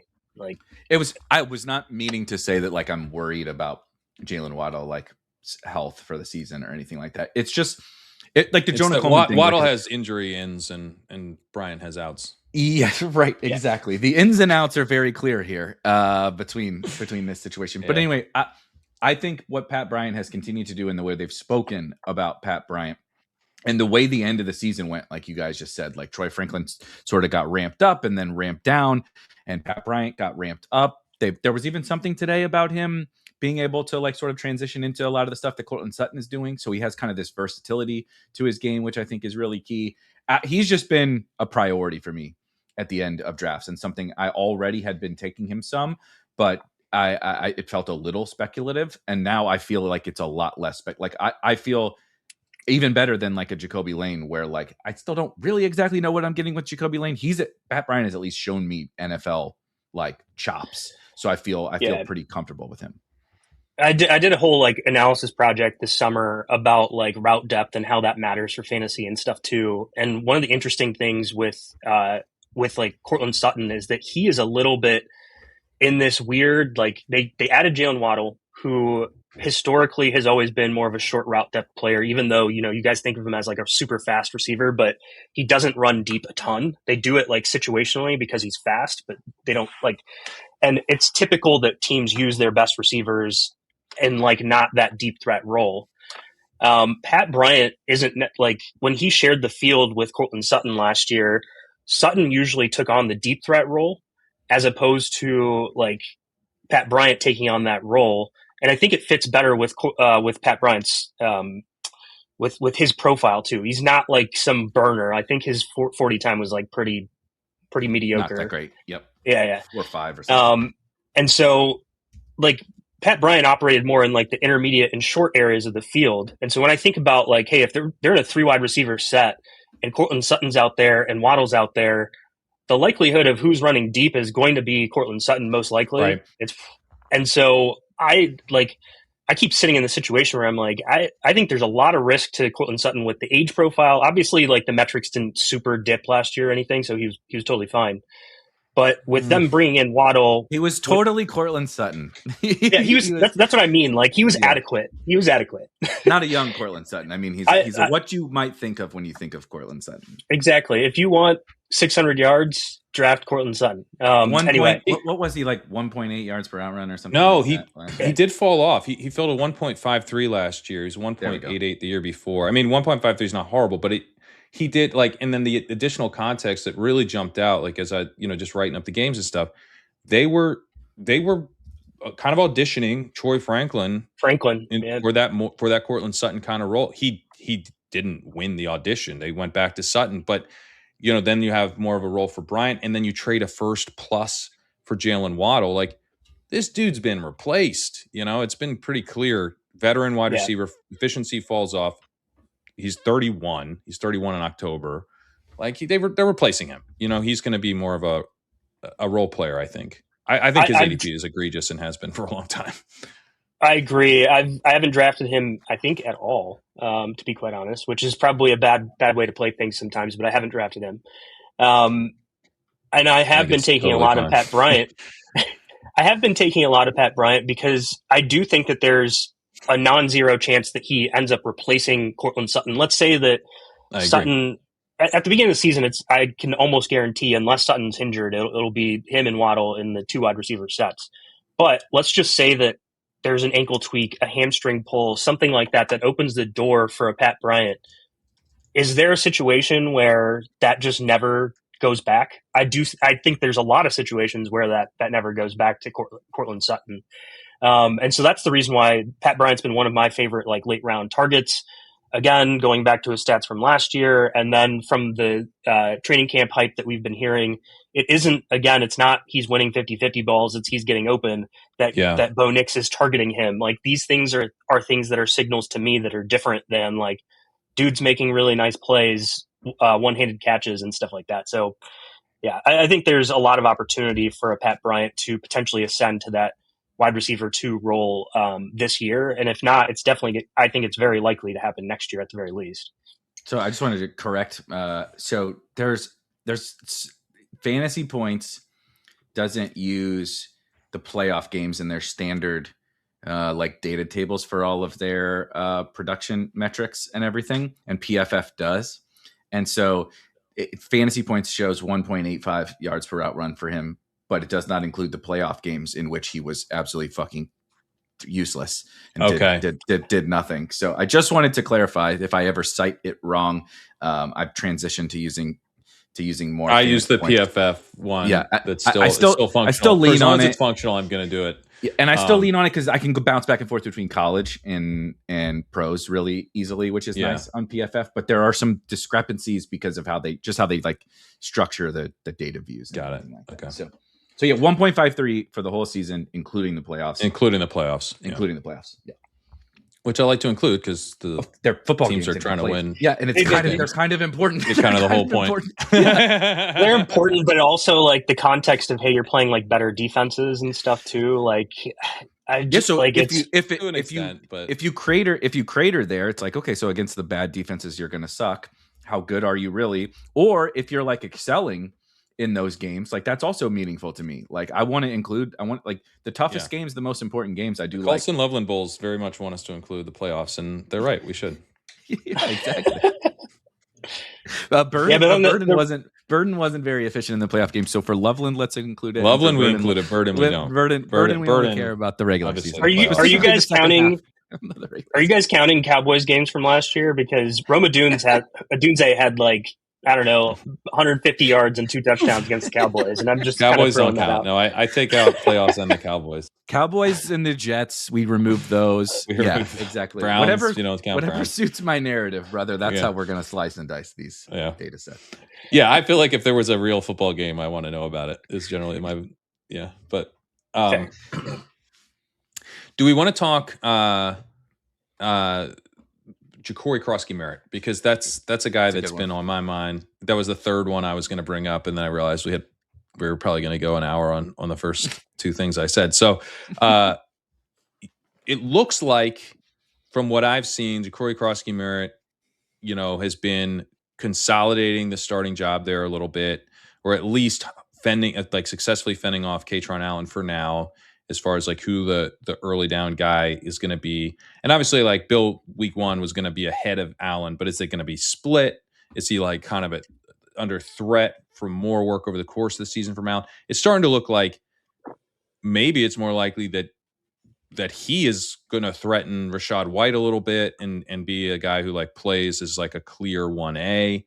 So it's been encouraging for Bill. I've been starting to take more of them. We raised him in the rankings and in the the sim inputs and everything. So definitely been positive from what I've seen. But how much are you buying into? And just where are you at on the Commanders' backfield right now?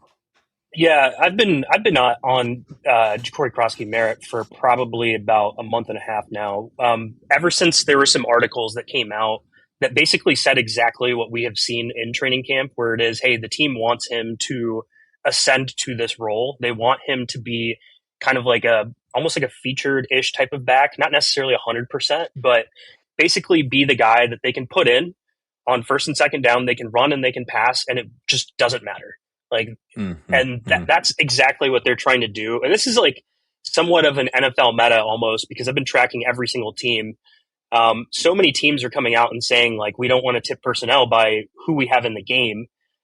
And it's funny because you would think that like Rachaad White being in there would maybe do a better job of not tipping personnel, because it's like, hey, at least he's run the ball before in the NFL a lot. And like Croskey-Merritt hasn't caught the ball in the NFL very much and doesn't really have that profile. Yeah, exactly. Doesn't really have that profile. But they're pretty hell-bent on, and this is, I tracked this from every single beat too. It's not just like one guy has been saying this, but Ben Standig was saying this probably a month and a half ago.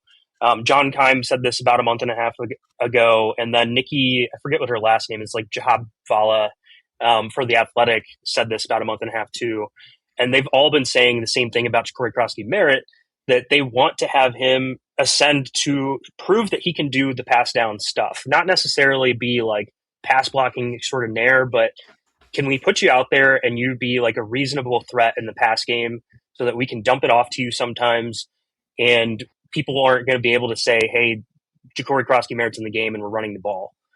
So I've been playing this pretty much through Jacory Croskey-Merritt a lot of times because of that information that I had before. I still there's obviously situations where his role is, replaced by a Catron Allen in the future. That he doesn't get goal line stuff because Catron Allen does that better. That he just doesn't do well. White's not bad at the goal line. Or White. Yeah. Exactly. There's opportunities that are still there, but I think that this is the drumbeat that I've tracked that has continued throughout camp, and now that you're hearing like, hey, they're actually doing dump offs to him and stuff.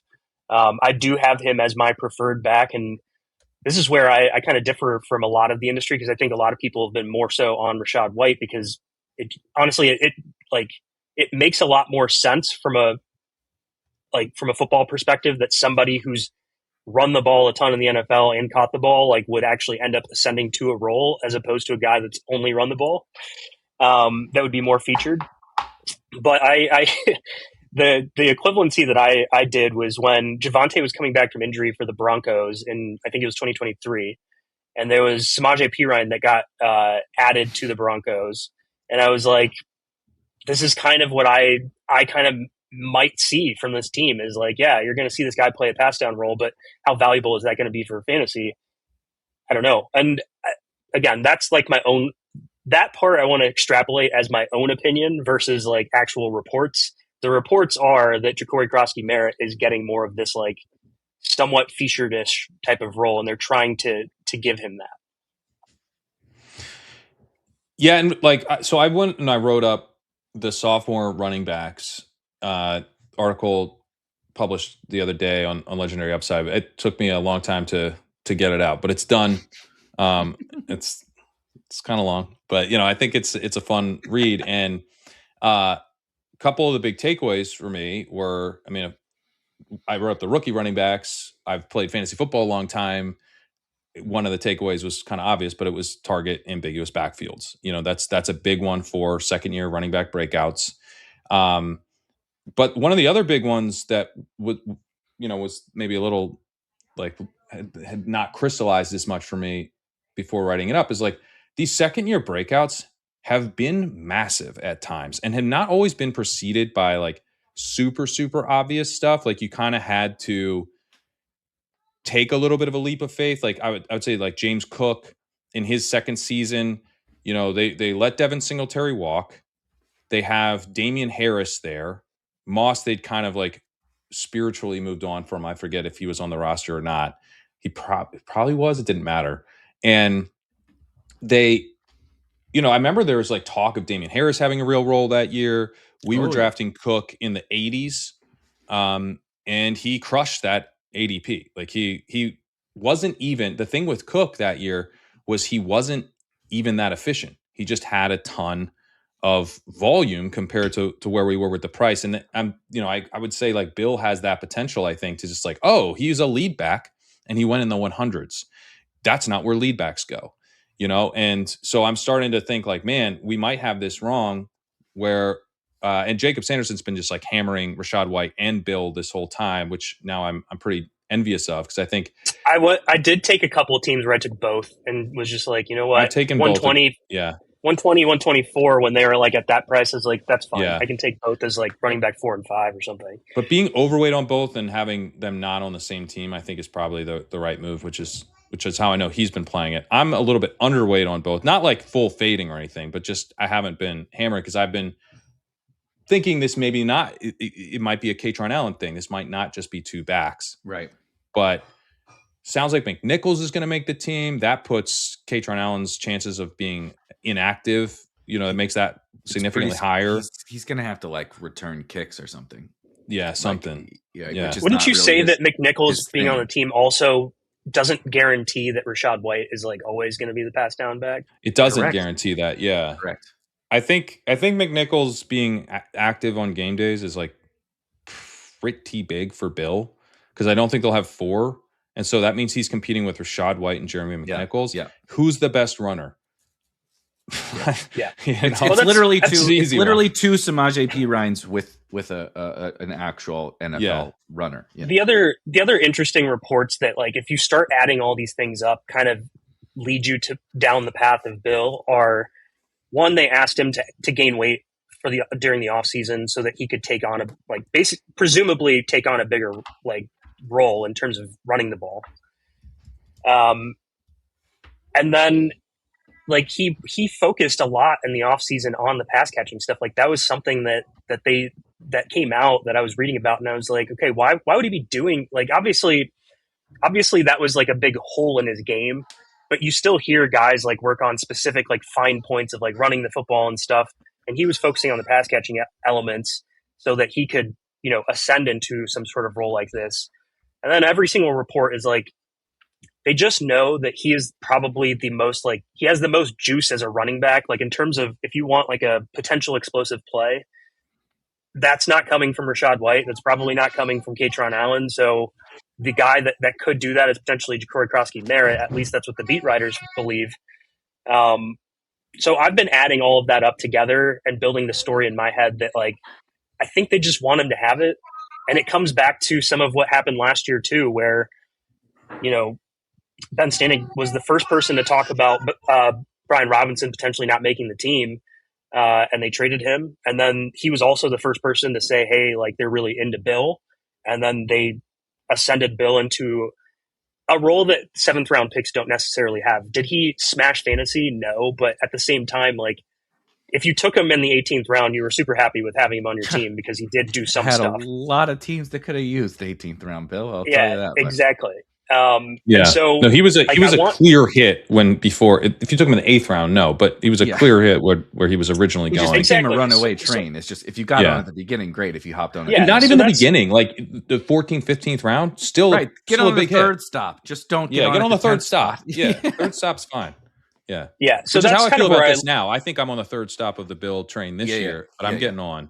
Yeah. Agreed. So that's kind of how I feel about it, is like they've proven to us over multiple seasons, like, that they kind of want to set the table for this guy. They didn't add anything that's like, it's funny because I think about this like with a lot of other backfields too, but they didn't really add anything like too adequate. Like they added Rachaad White. Are we like super scared of Rachaad White? It's kind of like how I think about, Chris Rodriguez being added to the Jags. Like, are we super scared of Chris Rodriguez? I don't want to be like fading a bunch of stuff because this guy who doesn't have like the most magical profile has been added to a backfield, right? Now that Tootin's going in like the early 4th, yes, we're very afraid of Chris Rodriguez. Yeah, right. Stop right. Now we are, but like he's undraftable. He's past ETN, dude. He's him and so ETN slapped hands crossing in the night like so fast. I do. So I have my own personal rankings that I actually do have him above ETN though, and I will just be honest. Close. So that's I'm fine. okay with that. That's fine. You can do it. Just don't share those rankings, and no one else should do that. Yeah. Also bump down Parker Washington in him while you're at it, you son of a bitch. Well, it's not vibe. So it's not vibes based. It is like real like math and science behind all of this stuff. But like, for me, it's one of those things where it's like, if I had to choose between those two options and I'm sitting there and the projections are roughly the same, like, who am I clicking? I'm not clicking Travis Etienne. So that's where I have like I do have like almost like I would call it like a vibes based like column or something like that, you know, in this insane spreadsheet or whatever. And it is sort of like you're under the gun, right? Like, here's what the rankings sort of spit out from like a little modeling perspective. Here's what it says. And then I kind of do a vibe check of like, okay, you're under the gun, dude. Like I actually just do it in drafts. Like every time I do an update, I go and take them to drafts and test them out. And like, I sometimes it will be like that. You're under the gun. ETN and Tootin are both here. Okay, now remove the ranks, remove whatever. Who are you taking? And sometimes I'll just be like, I can't do it. I can't do it. I can't take this guy. And that's when I learn sometimes Chris Rodriguez is the real running back. Okay, he runs between the tackles. When they need 2 yards on 1st and 10, that's what he's going to get you. That's real football.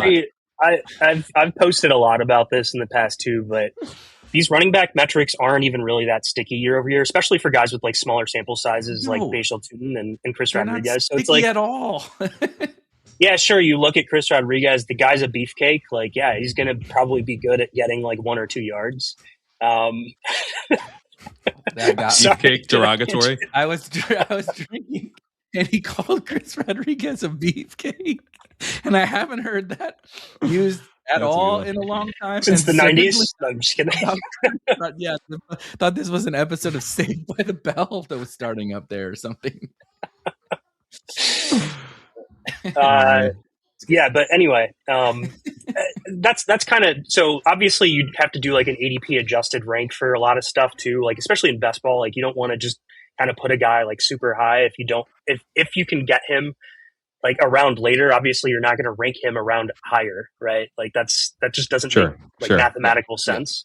Yeah. But they're getting close enough in ADP with Tootin and Etienne where I'm like, now I need to actually adjust and be like, hey, yeah, I want to take this guy above him in a lot of situations.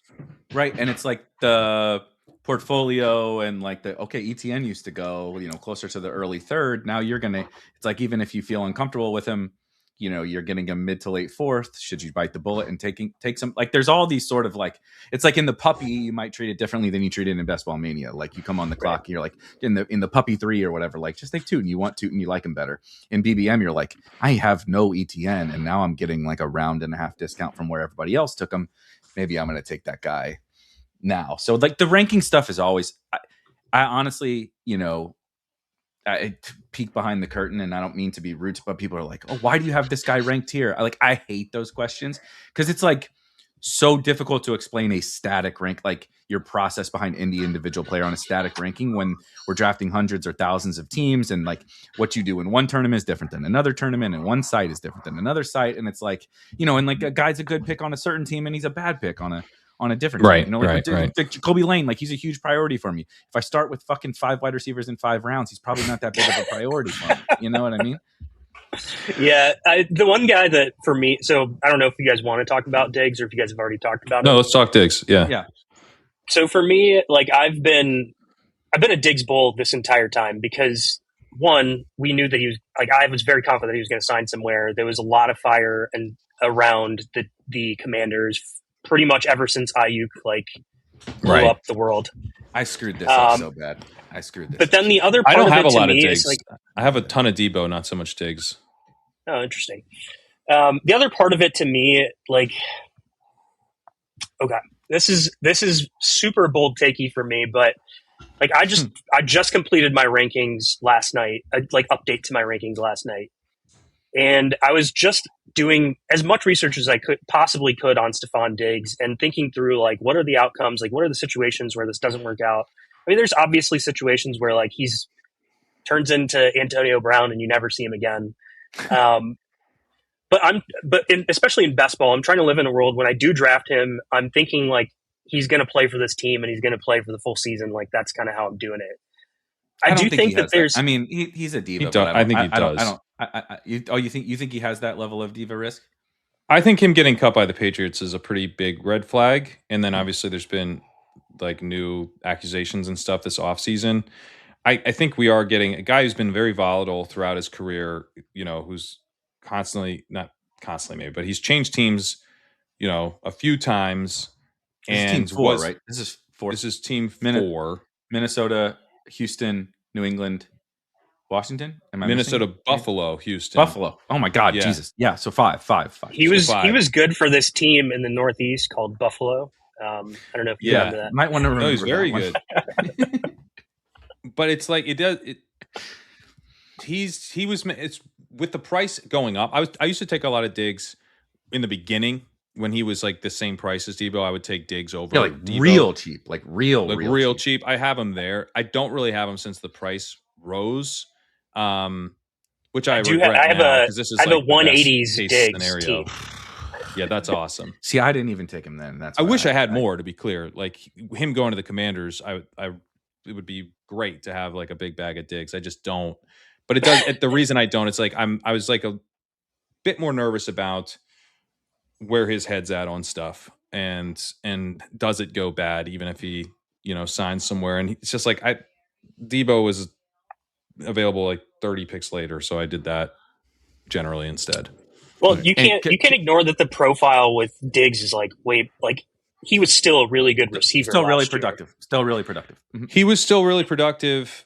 He was in a limited playing time type of role. Like they were limiting how much he was actually on the field. 65% route. He ran 65%.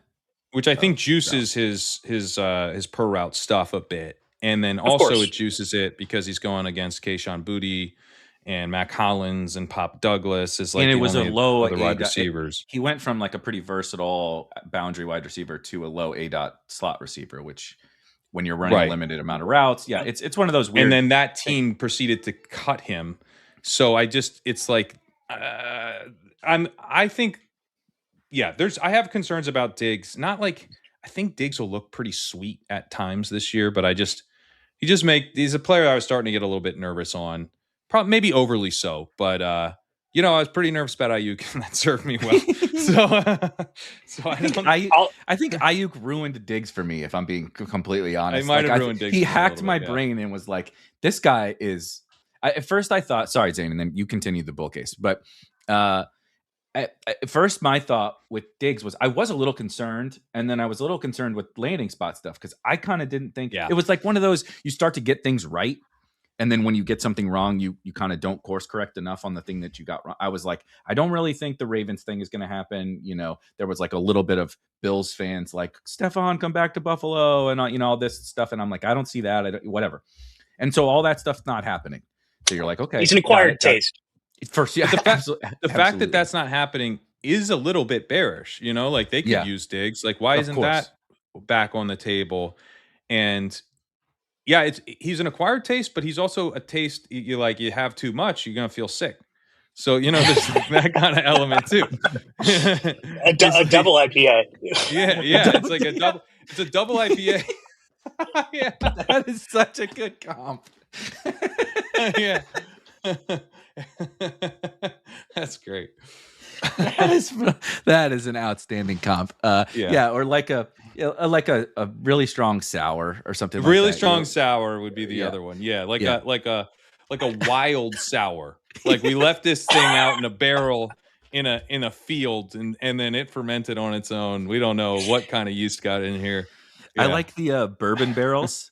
Like the bourbon barrels and stuff. It's the same thing. Like it tastes really good, but also it's really rich, and also you're going to get really drunk if you're going to feel quite ill. It's like you enjoyed it at first, and then you poured that third glass of that bourbon barrel, and the rest of the night went really south on you. But anyway, all I was going to say was, it's like you started to get like you said, he's not signing, and the spots are drying up. And I had, like everyone, thought like, man, the Ayuk to Washington thing seems to make too much sense. There's just so much smoke about it, whatever. But then Ayuk has this goddamn crash out, and then it becomes very clear that not only is he not going to Washington, he's not going anywhere. And then I didn't think like, okay, now what does that mean for someone like? Yeah, I should have gotten more aggressive on Diggs at that point, and I didn't. And it's crazy. The offseason is crazy, and I just didn't think enough about it. And so then anyway, when you combine with like some of the bull case, like Zane, we can actually let you outline. It's okay. The only thing I wanted to contribute was double IPA. So yeah, those chefs, absolute chef. Yes. Chef's but continue what you were talking about. You finished your rankings and everything. Yeah. So I finished my rankings, and this is going to be probably very bullish. But it is a guy, and I'll caveat this because my rankings are different based off of best ball versus redraft. In redraft, if you're in one league and you're trying to take and there isn't like a portfolio based type of situation, like this is more geared towards that. So I would say there's going to be a lot of people that got Diggs with a really nice price in best ball. In redraft, if you're just trying to win one league, I think he's a really good target in that situation, especially where he's going. For best ball, I can see the situation that you guys are describing. Like, it doesn't make as much sense to chase him up 40 spots. Like, I think, I have a ADP model that I built that takes into account spike situations like this, and the probability of him being a top 100 ADP is very high, and he's at 132 right now. The probability of him being a top 80 ADP is non-zero, and he's probably going to end up sitting between the 80s and 90s, somewhere around there. That's where the biggest distribution is. I'm fine with him in the early 100s, to be clear. I'm not trying to be he's a head case, you can't draft him. I'm just trying to explain why I didn't draft a ton of them. If he did get into the 80s, I'd be out. But in the I've drafted him since the signing at 106, 108. I think I got him at 107 with Jaden yesterday, and that was where I was have him in the early 100s as well. Like in my rankings, he's in the early 100s. So, like, that's why I'm trying to caveat this. Like, I did my redraft rankings yesterday. I didn't do my best ball update reflective of that. But I have Diggs actually really high. Like, he is wide receiver 32 for me. And the reason why is because where is that though overall? We can't. We had to reprimand Davis for this. The wide receiver 32. Gotcha. What does that mean? Oh, you did? Let me pull it up. Jacob got legitimately angry. It's about 70th overall. Okay, and that's a redraft rank. And the reason why is because I'm sorry, Zane. I'm doing it again. I'm so sorry. But the flip side of that also, it's such a tout move. It's to say like, oh, I have him as the wide receiver 32. Or you'll say like, well, like I just did. Like, oh, I have him in the early 100s. It's like, yeah, but like, how does that relate? It's like, we never as touts give the like we give the picture that paints the picture that we want to get, right? Like, oh, yeah, I have him as the wide receiver 32. What the fuck does that even mean, right? Like, oh, I have him at pick 105. Like, what wide receivers do you have ahead of him? Like, you know, are you drafting him? I think having him at like 70 in like a redraft half PPR is actually super high comparative to most people. So like I agree. 32, I think wide receiver 32, like saying that out loud doesn't sound as impressive or as crazy as saying like, hey, he's like player 70 off the board or something like that, right? Like, so I have him there. Obviously, there's downside to his situation. I agree with you, Pat, that that's obviously possible. I will say that my opposing viewpoint is that I do think that there is a situation where if we looked up at the end of the season and we said, hey, who has more yards, who has more targets between him and Terry McLaurin, I do think that there's a possibility that it's Stefon Diggs. I think there's actually a bigger than 20% chance that it would be Stefon Diggs in that situation. And I pulled some metrics this morning, specifically from like, and this isn't the best way to evaluate things. I'll just caveat this, but I pulled like, what are the season yardage props for a bunch of dudes that are going like in a range around where I have him ranked. And he actually has the same season long yardage prop as Roma Dunze. He has a higher one than Carnell Tate. He has a higher one than, I'm trying to get all the names here. Like he's above Brian Thomas. He's above Quentin Johnston, Josh Downs. He's pretty close to Marvin Harrison. And so like, I actually think that, and that's the range where I have him. I have him like right next to Roma Dunze in my ranks right now for redraft. And I actually believe that there's 1,000-yard receiver in there like he did last year that could do a lot of good things on the football field, because when I evaluated the film myself and looked at all of the charting metrics for separation, not just on these underneath like bunny routes, but like the real routes, especially as the season went on, because at the beginning of the season, he like the first 2 games, I did not think that he looked good. He looked really bad on tape. But after that, I was very intrigued. And that's where I'm actually thinking that he could potentially still be the wide receiver 1 for this team. And I know this sounds crazy to a lot of people, like that, but I truly believe that could be a possibility. And then when you look at the gambling odds for him, and he's sitting there with a 800-yard over/under, I mean, I'd say, yeah, that's probably about right. Like that's what they have for Roma Dunze as well. Yeah, I mean, I think the ceiling on him, I do think, I think he has some ceiling, and that by achieving his ceiling, he could impact Terry McLaurin in a negative way and potentially outscore him. I do think McLaurin's ceiling is like a lot higher than Diggs is though, because what Diggs had last year was he's in a kind of a part-time role, but clearly the best option. And I watched a lot of the Patriots last year. It seems like they were kind of picking their spots a little bit. Like we only have so much Diggs, and we can't use it all up, by just like installing. You can't just hold the turbo button down, right? You can't just hold the turbo. Yeah, exactly. So they were managing it, I think, and I expect that the Commanders will do something similar. And if they don't, that maybe that doesn't go very well. But I think McLaurin still has the potential to be a guy who runs all the routes and is the clear number 1 target, getting a bunch of first read targets, The offense is really designed around him, and the Diggs has a good complementary role. Like I think McLaurin can hit a pretty high ceiling there, even with Diggs not like being bad, or Diggs can be good. Diggs can help the offense. It's nice to have multiple targets in an offense to help it score points. So I don't think I think Diggs can definitely be productive this year. I think I'm just a more skeptical of what his ceiling is as a player at this point. He's turning 33 in November. He's a couple years off the ACL tear now, but we have seen him, even though he was over 2 yards per route run last year, the playing time element makes me more concerned about him. Yeah, it's inflated. It's inflated because of the playing time, and then like the target competition as well. Target competition, and frankly, the quarterback, he's actually getting a downgrade in quarterback play by playing with Jaden Daniels, which is that's correct. Tough to do. I think the way that I've been interpreting it is I do think that he'll play. Will he play an 80% route share? Probably not, but I do think there's upside in his route participation this season compared to last year. Like there were so many games where he was under 60%. And so I think that there's definitely an upside for more, for sure. Yeah, like 70%, 75%, sure. Maybe we hit those types of metrics. The other thing that I will say is that typically when you see these older receivers fully regress, you'll see it in their man separation metrics. Like they can't separate versus man coverage.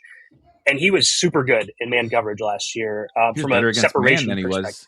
Than he was against zone, which I was shocked to look up. Yeah. He was a really important player for them. Like they needed a first down, like Diggs is the guy that that sideline catch he had against the Bills was awesome. Like he was a huge part of their offense last season. It's just more like the fact that they had to kind of manage it for it to get there. That's really what it's. I'm not trying to diminish that he was a good player last. I am diminishing it a little bit, but I'm not trying to say he wasn't even good last year.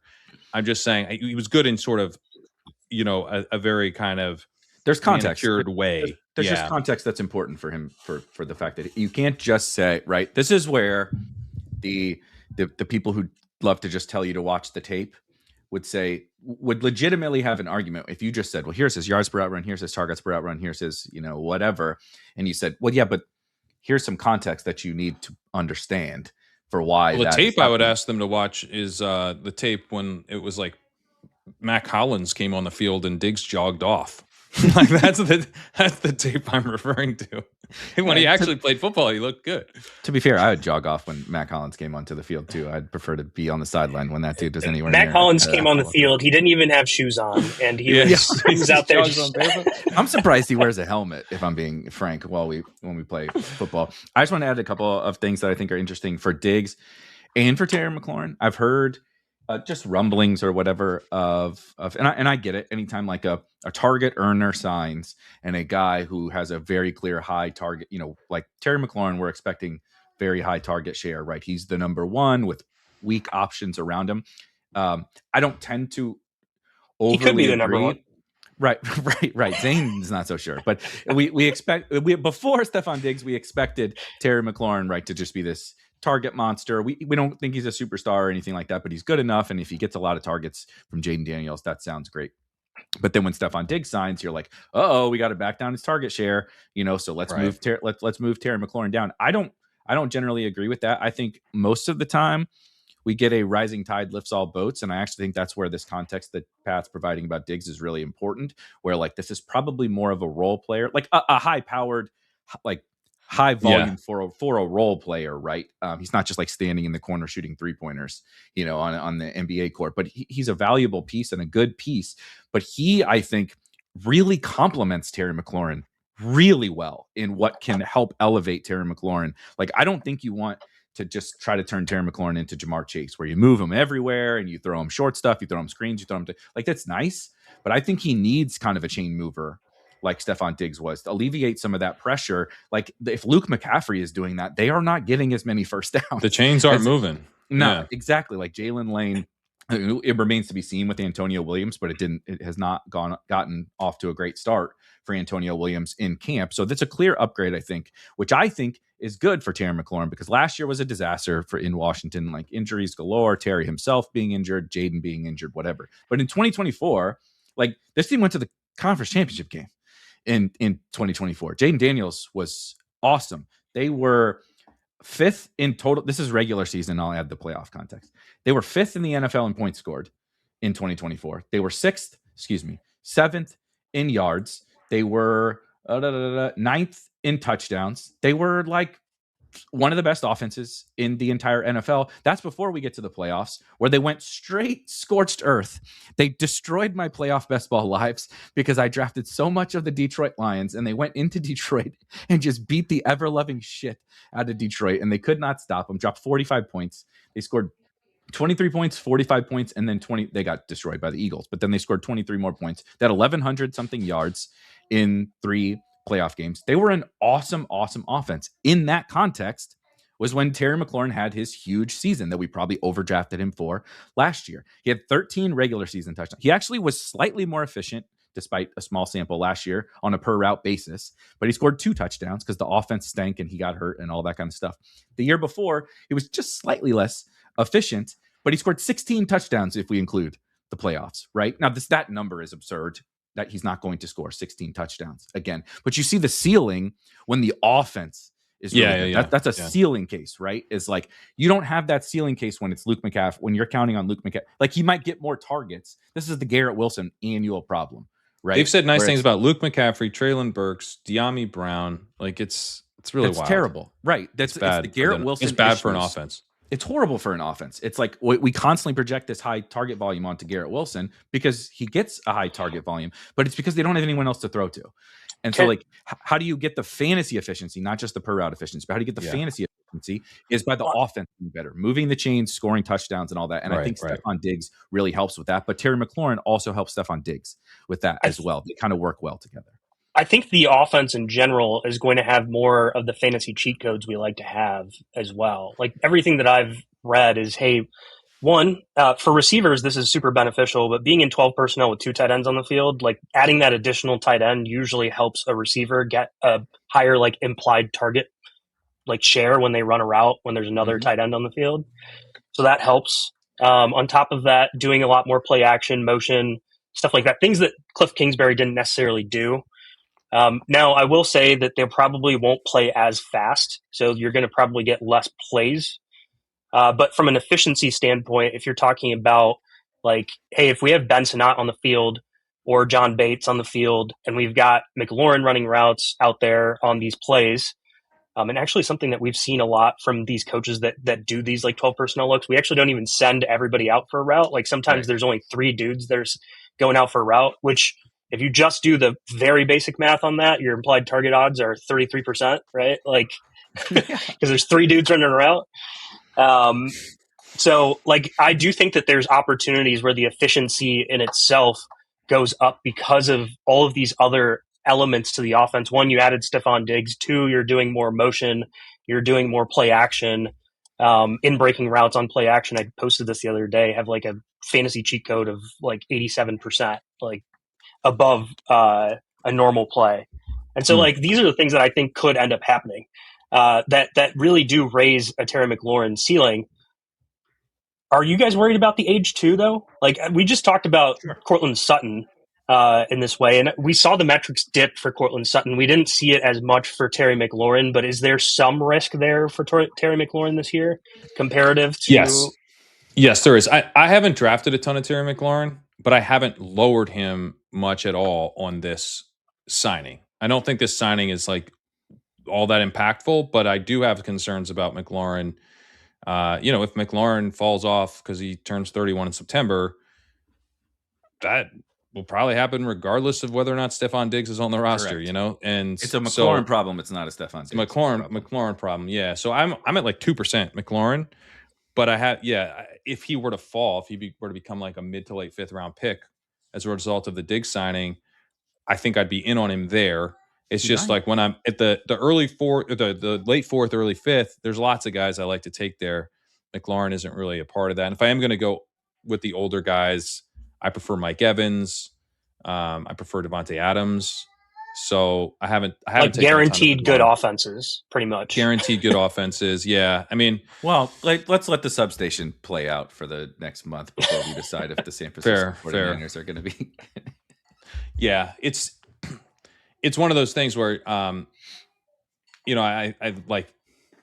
would probably be the McLaurin defender, with compared to Diggs and how it all shakes out. I would still be Team McLaurin, but that doesn't mean I've been actually drafting McLaurin to this point because he's felt a little bit overpriced. Just when you think about the other options available in that range.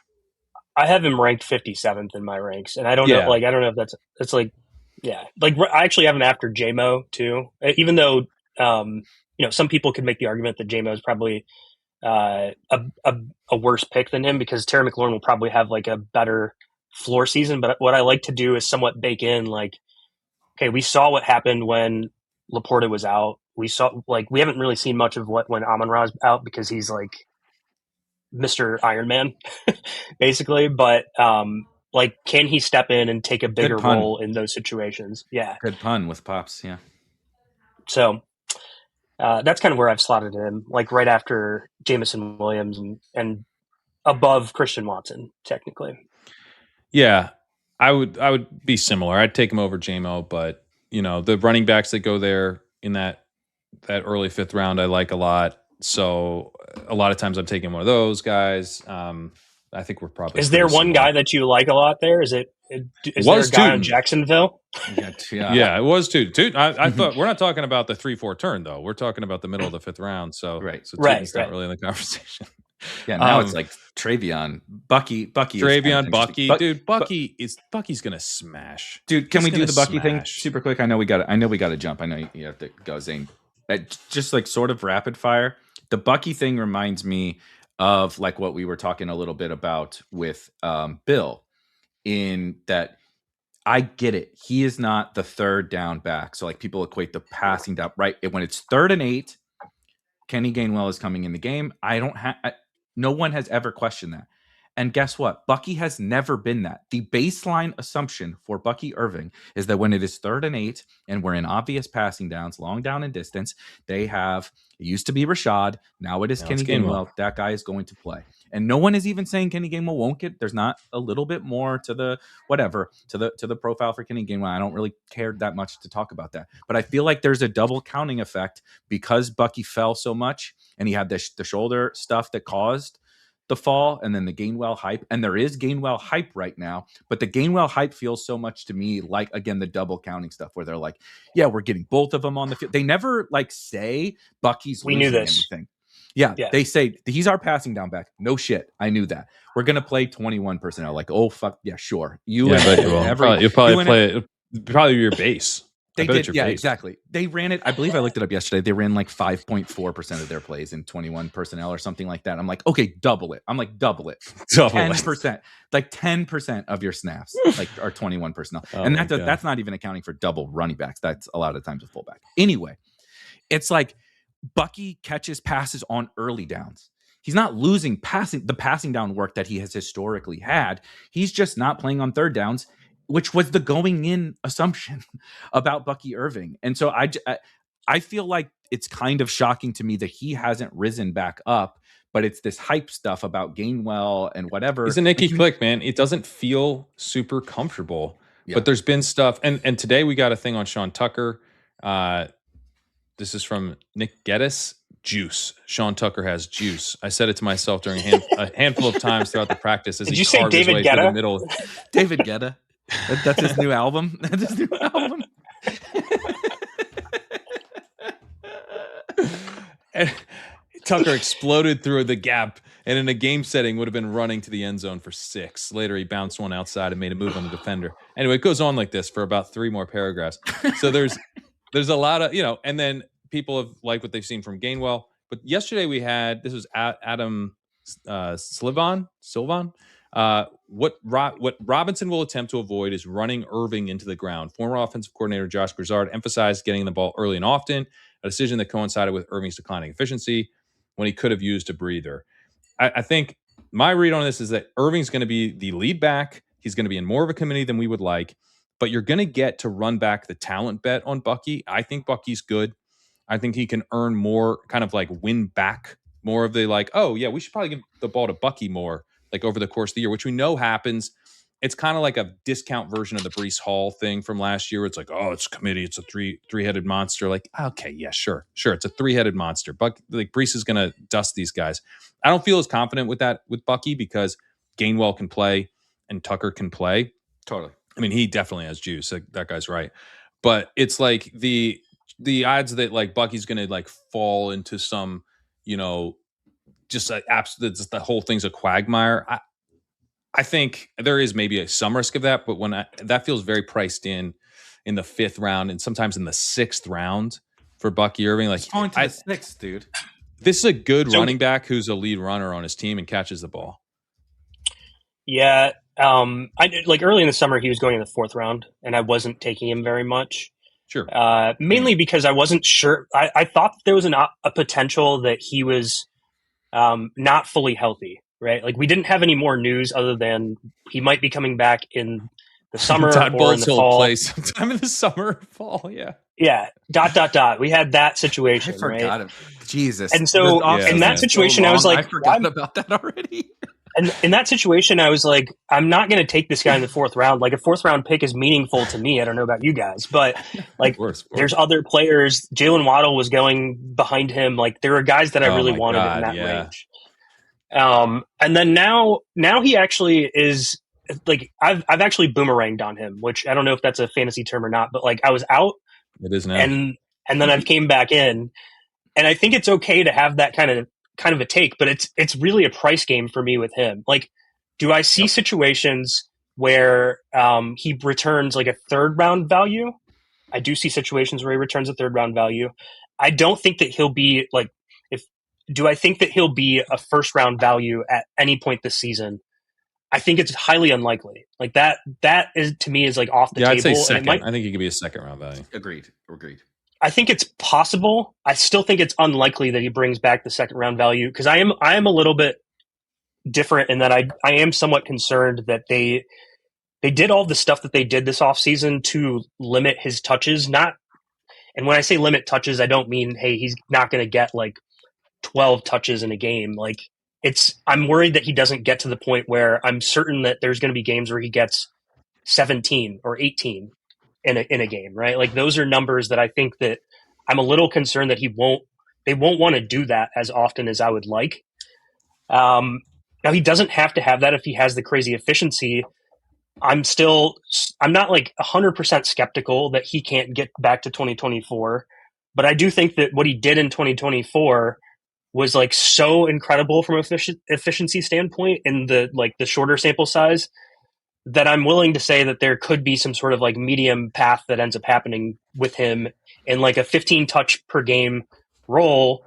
And to me, that means that he pays off at probably his 5th round ADP, but he's not like a 3rd round or 2nd round value. So basically what I'm getting at is like right now is where I'm like, yes, I want to take him because I think he's going to pay off his 5th round price tag. Right. And it's okay to not always take guys that are going to completely smash fantasy. It's okay to just have guys that are like, this guy is going to be sometimes on the teetering on RB1, RB2, like kind of like areas. And that's okay. But I'm less in on him being like a 2nd round value, like you guys potentially said in some situations. So he scored 14.5 PPR points in his rookie season per game. And then he went in the late 2nd rounds, 2-3 turn. Obviously, we were hoping he would build on that. Then he scores 14.1 PPR points last year and misses a bunch of games and is a landmine type of pick. So it's more like I'm like, could we get like back to building on that rookie season a little bit and get him into the 15s or so? Because I think we're gonna feel pretty good about that from the 5th round price. Maybe that is more of a 3rd round value, but it's like, yeah, he doesn't absolutely smash, but he is, able to easily beat a 5th round value in an environment where it's tougher to find running back upside late. Some of the big upside guys are priced up, and Tootin's getting more expensive by the day. Henderson's still fairly expensive, even though he hasn't, been the lead back in camp so far. I'd compare him maybe a little bit to like Devontae Freeman back in, we had the big time breakout from Devontae Freeman where he was a league winner. And then they brought in Tevin Coleman. And that kind of limited what Devontae Freeman was. But Freeman he had 17.9 PPR points per game, even with Coleman also scoring 14.7 that same season. And so I think like that sort of profile was like, hey, he's not everything. He's not what he was. He dropped from 73 receptions down to 54 in that massive season down to the season after. But he still caught 54 balls. Devontae Freeman in 16 games playing alongside Tevin Coleman. So I think the big thing with Bucky Irving is he still catches the ball. He had 52 targets in his rookie season. He had 47 receptions. He drops to 30 last year in 10 games. If he, is the clear like early down back, and that seemed to be the way it is. Like I think it's actually been pretty bullish for him in camp, where it's like, yeah, Gainwell's kind of more like a passing down back, breather back, pony back. Bucky's got a good chance to catch 50 plus balls again, and he can score real well. At that point, you're like, how many touchdowns does he get? Because he scored 1 last year at 8 as a rookie. So if I get 10 touchdowns and 50 catches, I'm going to be pretty stoked in the 5th round. I think is hard with the training camp news stuff too, though, because like I've seen actually there's a guy that actually logs like play by play for the Bucks in training camp, and it's like, oh, this was Bucky, and then it was Gainwell, and then it was Bucky, and like I think it's hard because again they're in the situation where they don't necessarily like. We can't take all of that to heart because they're in a situation where they probably don't want to give Bucky a bunch of touches in training camp anyway, because I mean, they've already talked about trying to limit his like season-long touches in general. Yeah. So why would they give him more touches in training camp with pads on? So I think we can't even like truly discern in those situations what it's going to be like. We probably have to lean on this guy's efficient. The coaches are talking about him as kind of like a lead back in the situation. The real concern is just like, it's not the passing down stuff. It's like, is it going to be again like Sean Tucker at the goal line? Is it going and is he going to be able to get to 15 touches in a game in general? For me, I think he's a good pick where he is right now. If he went back to the 4th round, I probably wouldn't take him again. I just think that he's in this. I just think he's in this like right spot right now where like, yeah, he shouldn't be going here. If he went up like 5 picks, I'm like even, and that's okay. But yeah, this is the great spot to be in with fantasy football analysis. It's like if Bucky Irving was at the 4-10, I'd be like, oh, Sean Tucker's probably going to score the touchdowns. I don't see how he could possibly score 10 touchdowns. And then he falls to like the 5-10, and I'm like, this is an absolute smash. If he scores 10 touchdowns, I'm just printing. But if he moved up and Henderson fell, I'd be taking a ton of Henderson. Judkins I got in the 6th round yesterday. I felt really great about that. To me, those backs, like they represent a real tier break. I mean, Jadarian Price is kind of floating between tiers, and I think arguably is in that tier. But like once Price is off the board, we're down to Warren and Pollard and Ramondre and those dudes. Big change. Big gap. So like I think if you're going to give me the last running back in that tier, I'm going to be, and man, once upon a time it was Tootin, which was glorious, but I'm going to take that running back at a pretty high clip, and I'm going to crow about it, even if I wouldn't even take that much of him if he was in the 4th. My running back that's the lowest in that tier is actually Travis Etienne, and I know he's not even in that tier, but like that's how I have it ranked. Where I would rather have Bucky than he's working his way back there. Are you actually worried then about this like Kamara Etienne split? Everything that I read is people talking about this being a both situation, like and it's like I'm not getting the vibe that this is a. It's like, really more of a Bofa situation for me. Yeah. Now there is the upside of like if you can't tell me that Kamara is going to split a backfield with anyone in 2026. Like I truly, I refuse to buy it. I know we say to listen to all this stuff, right? And listen to what the coaches are saying and everything, but there is a fucking limit to what I will listen to. Yeah. And we're taking off this guy. So the reason why let me load of money for Alvin Kamara. Like you also don't sign Travis Etienne to turn him into Derrick Henry. Like part of the reason you pay Travis Etienne is because he can do. You were just talking, saying and it's 100% true. It's also kind of funny that one of the new things is we want to have backs who don't tip to the defense what we're doing. Like it took you till 2026 to learn that you don't want the defense to know whether you're running or passing the ball. But Travis Etienne is one of those guys. Sean Payton's still not in on this, by the way. Absolutely not. Tyler, I have to redeem myself on this. Okay, I have him in that tier, and I think. Do we lose? The internet's not come off. I'm not confident in the workload. Zane, hold on. Your internet right now, started going out comparative I'm not comparative to like Quinshon Judkins, right? And Quinshon Judkins obviously is on a terrible team, so it's a lot different. And so I completely understand like where everybody's at with that whole situation.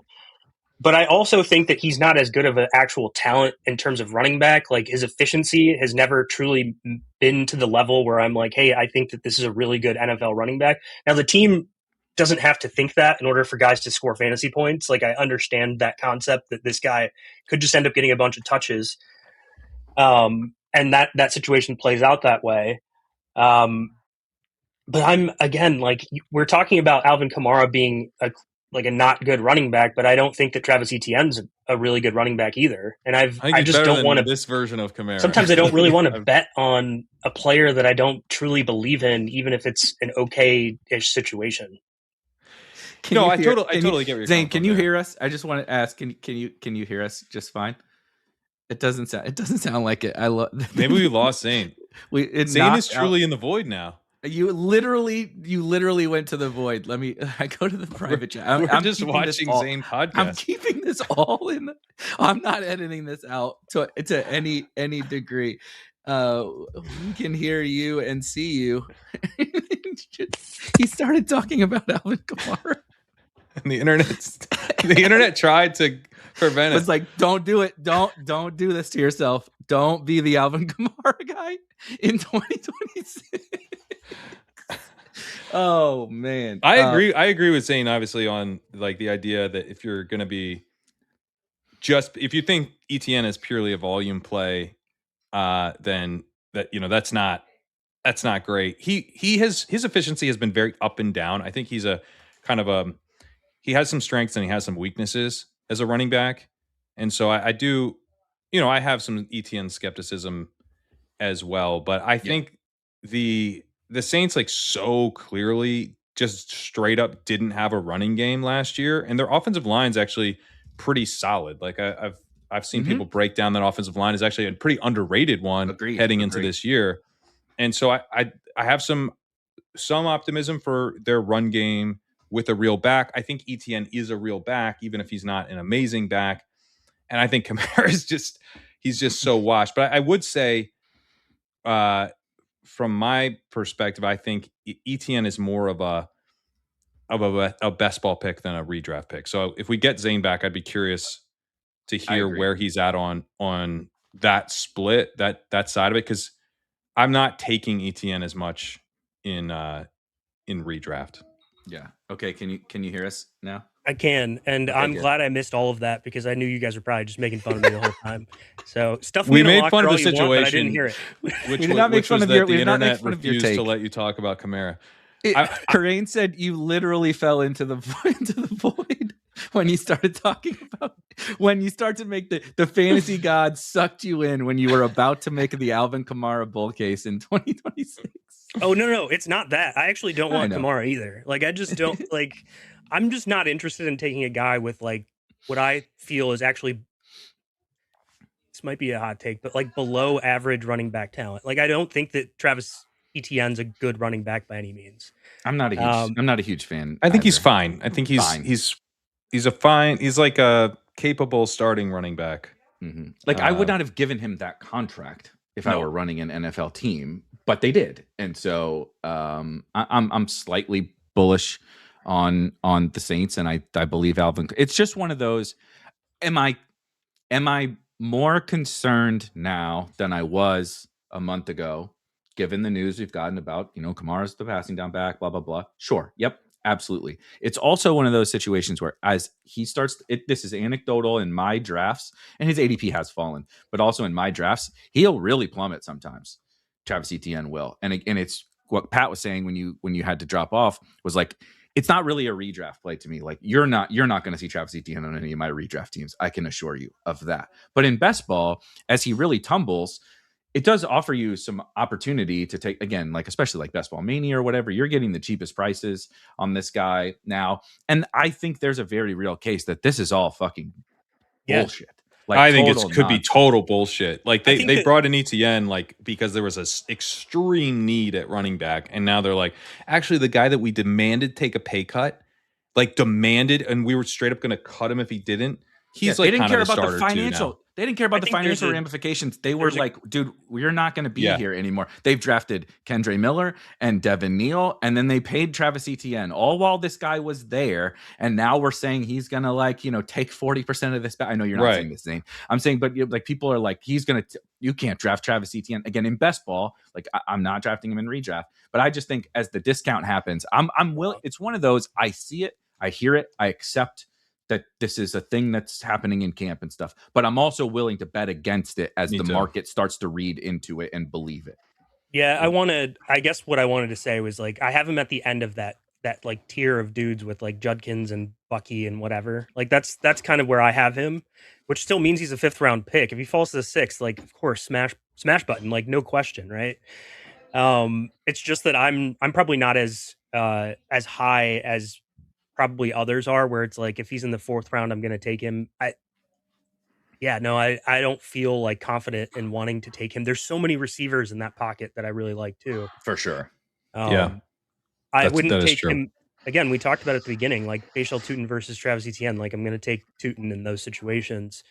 We just talked about Bucky. Like I like Bucky as a talent more than I like Etienne. I like Etienne's situation better, but I think that there's more upside with a Bucky situation. If he somehow does consolidate more work, then I'm like way happier with that situation. So I don't know that I'm going to take him now because he's falling to that range where he's available in drafts and you don't have to pay like hey, we thought he was the every down back Saints premium where he was going in round 3.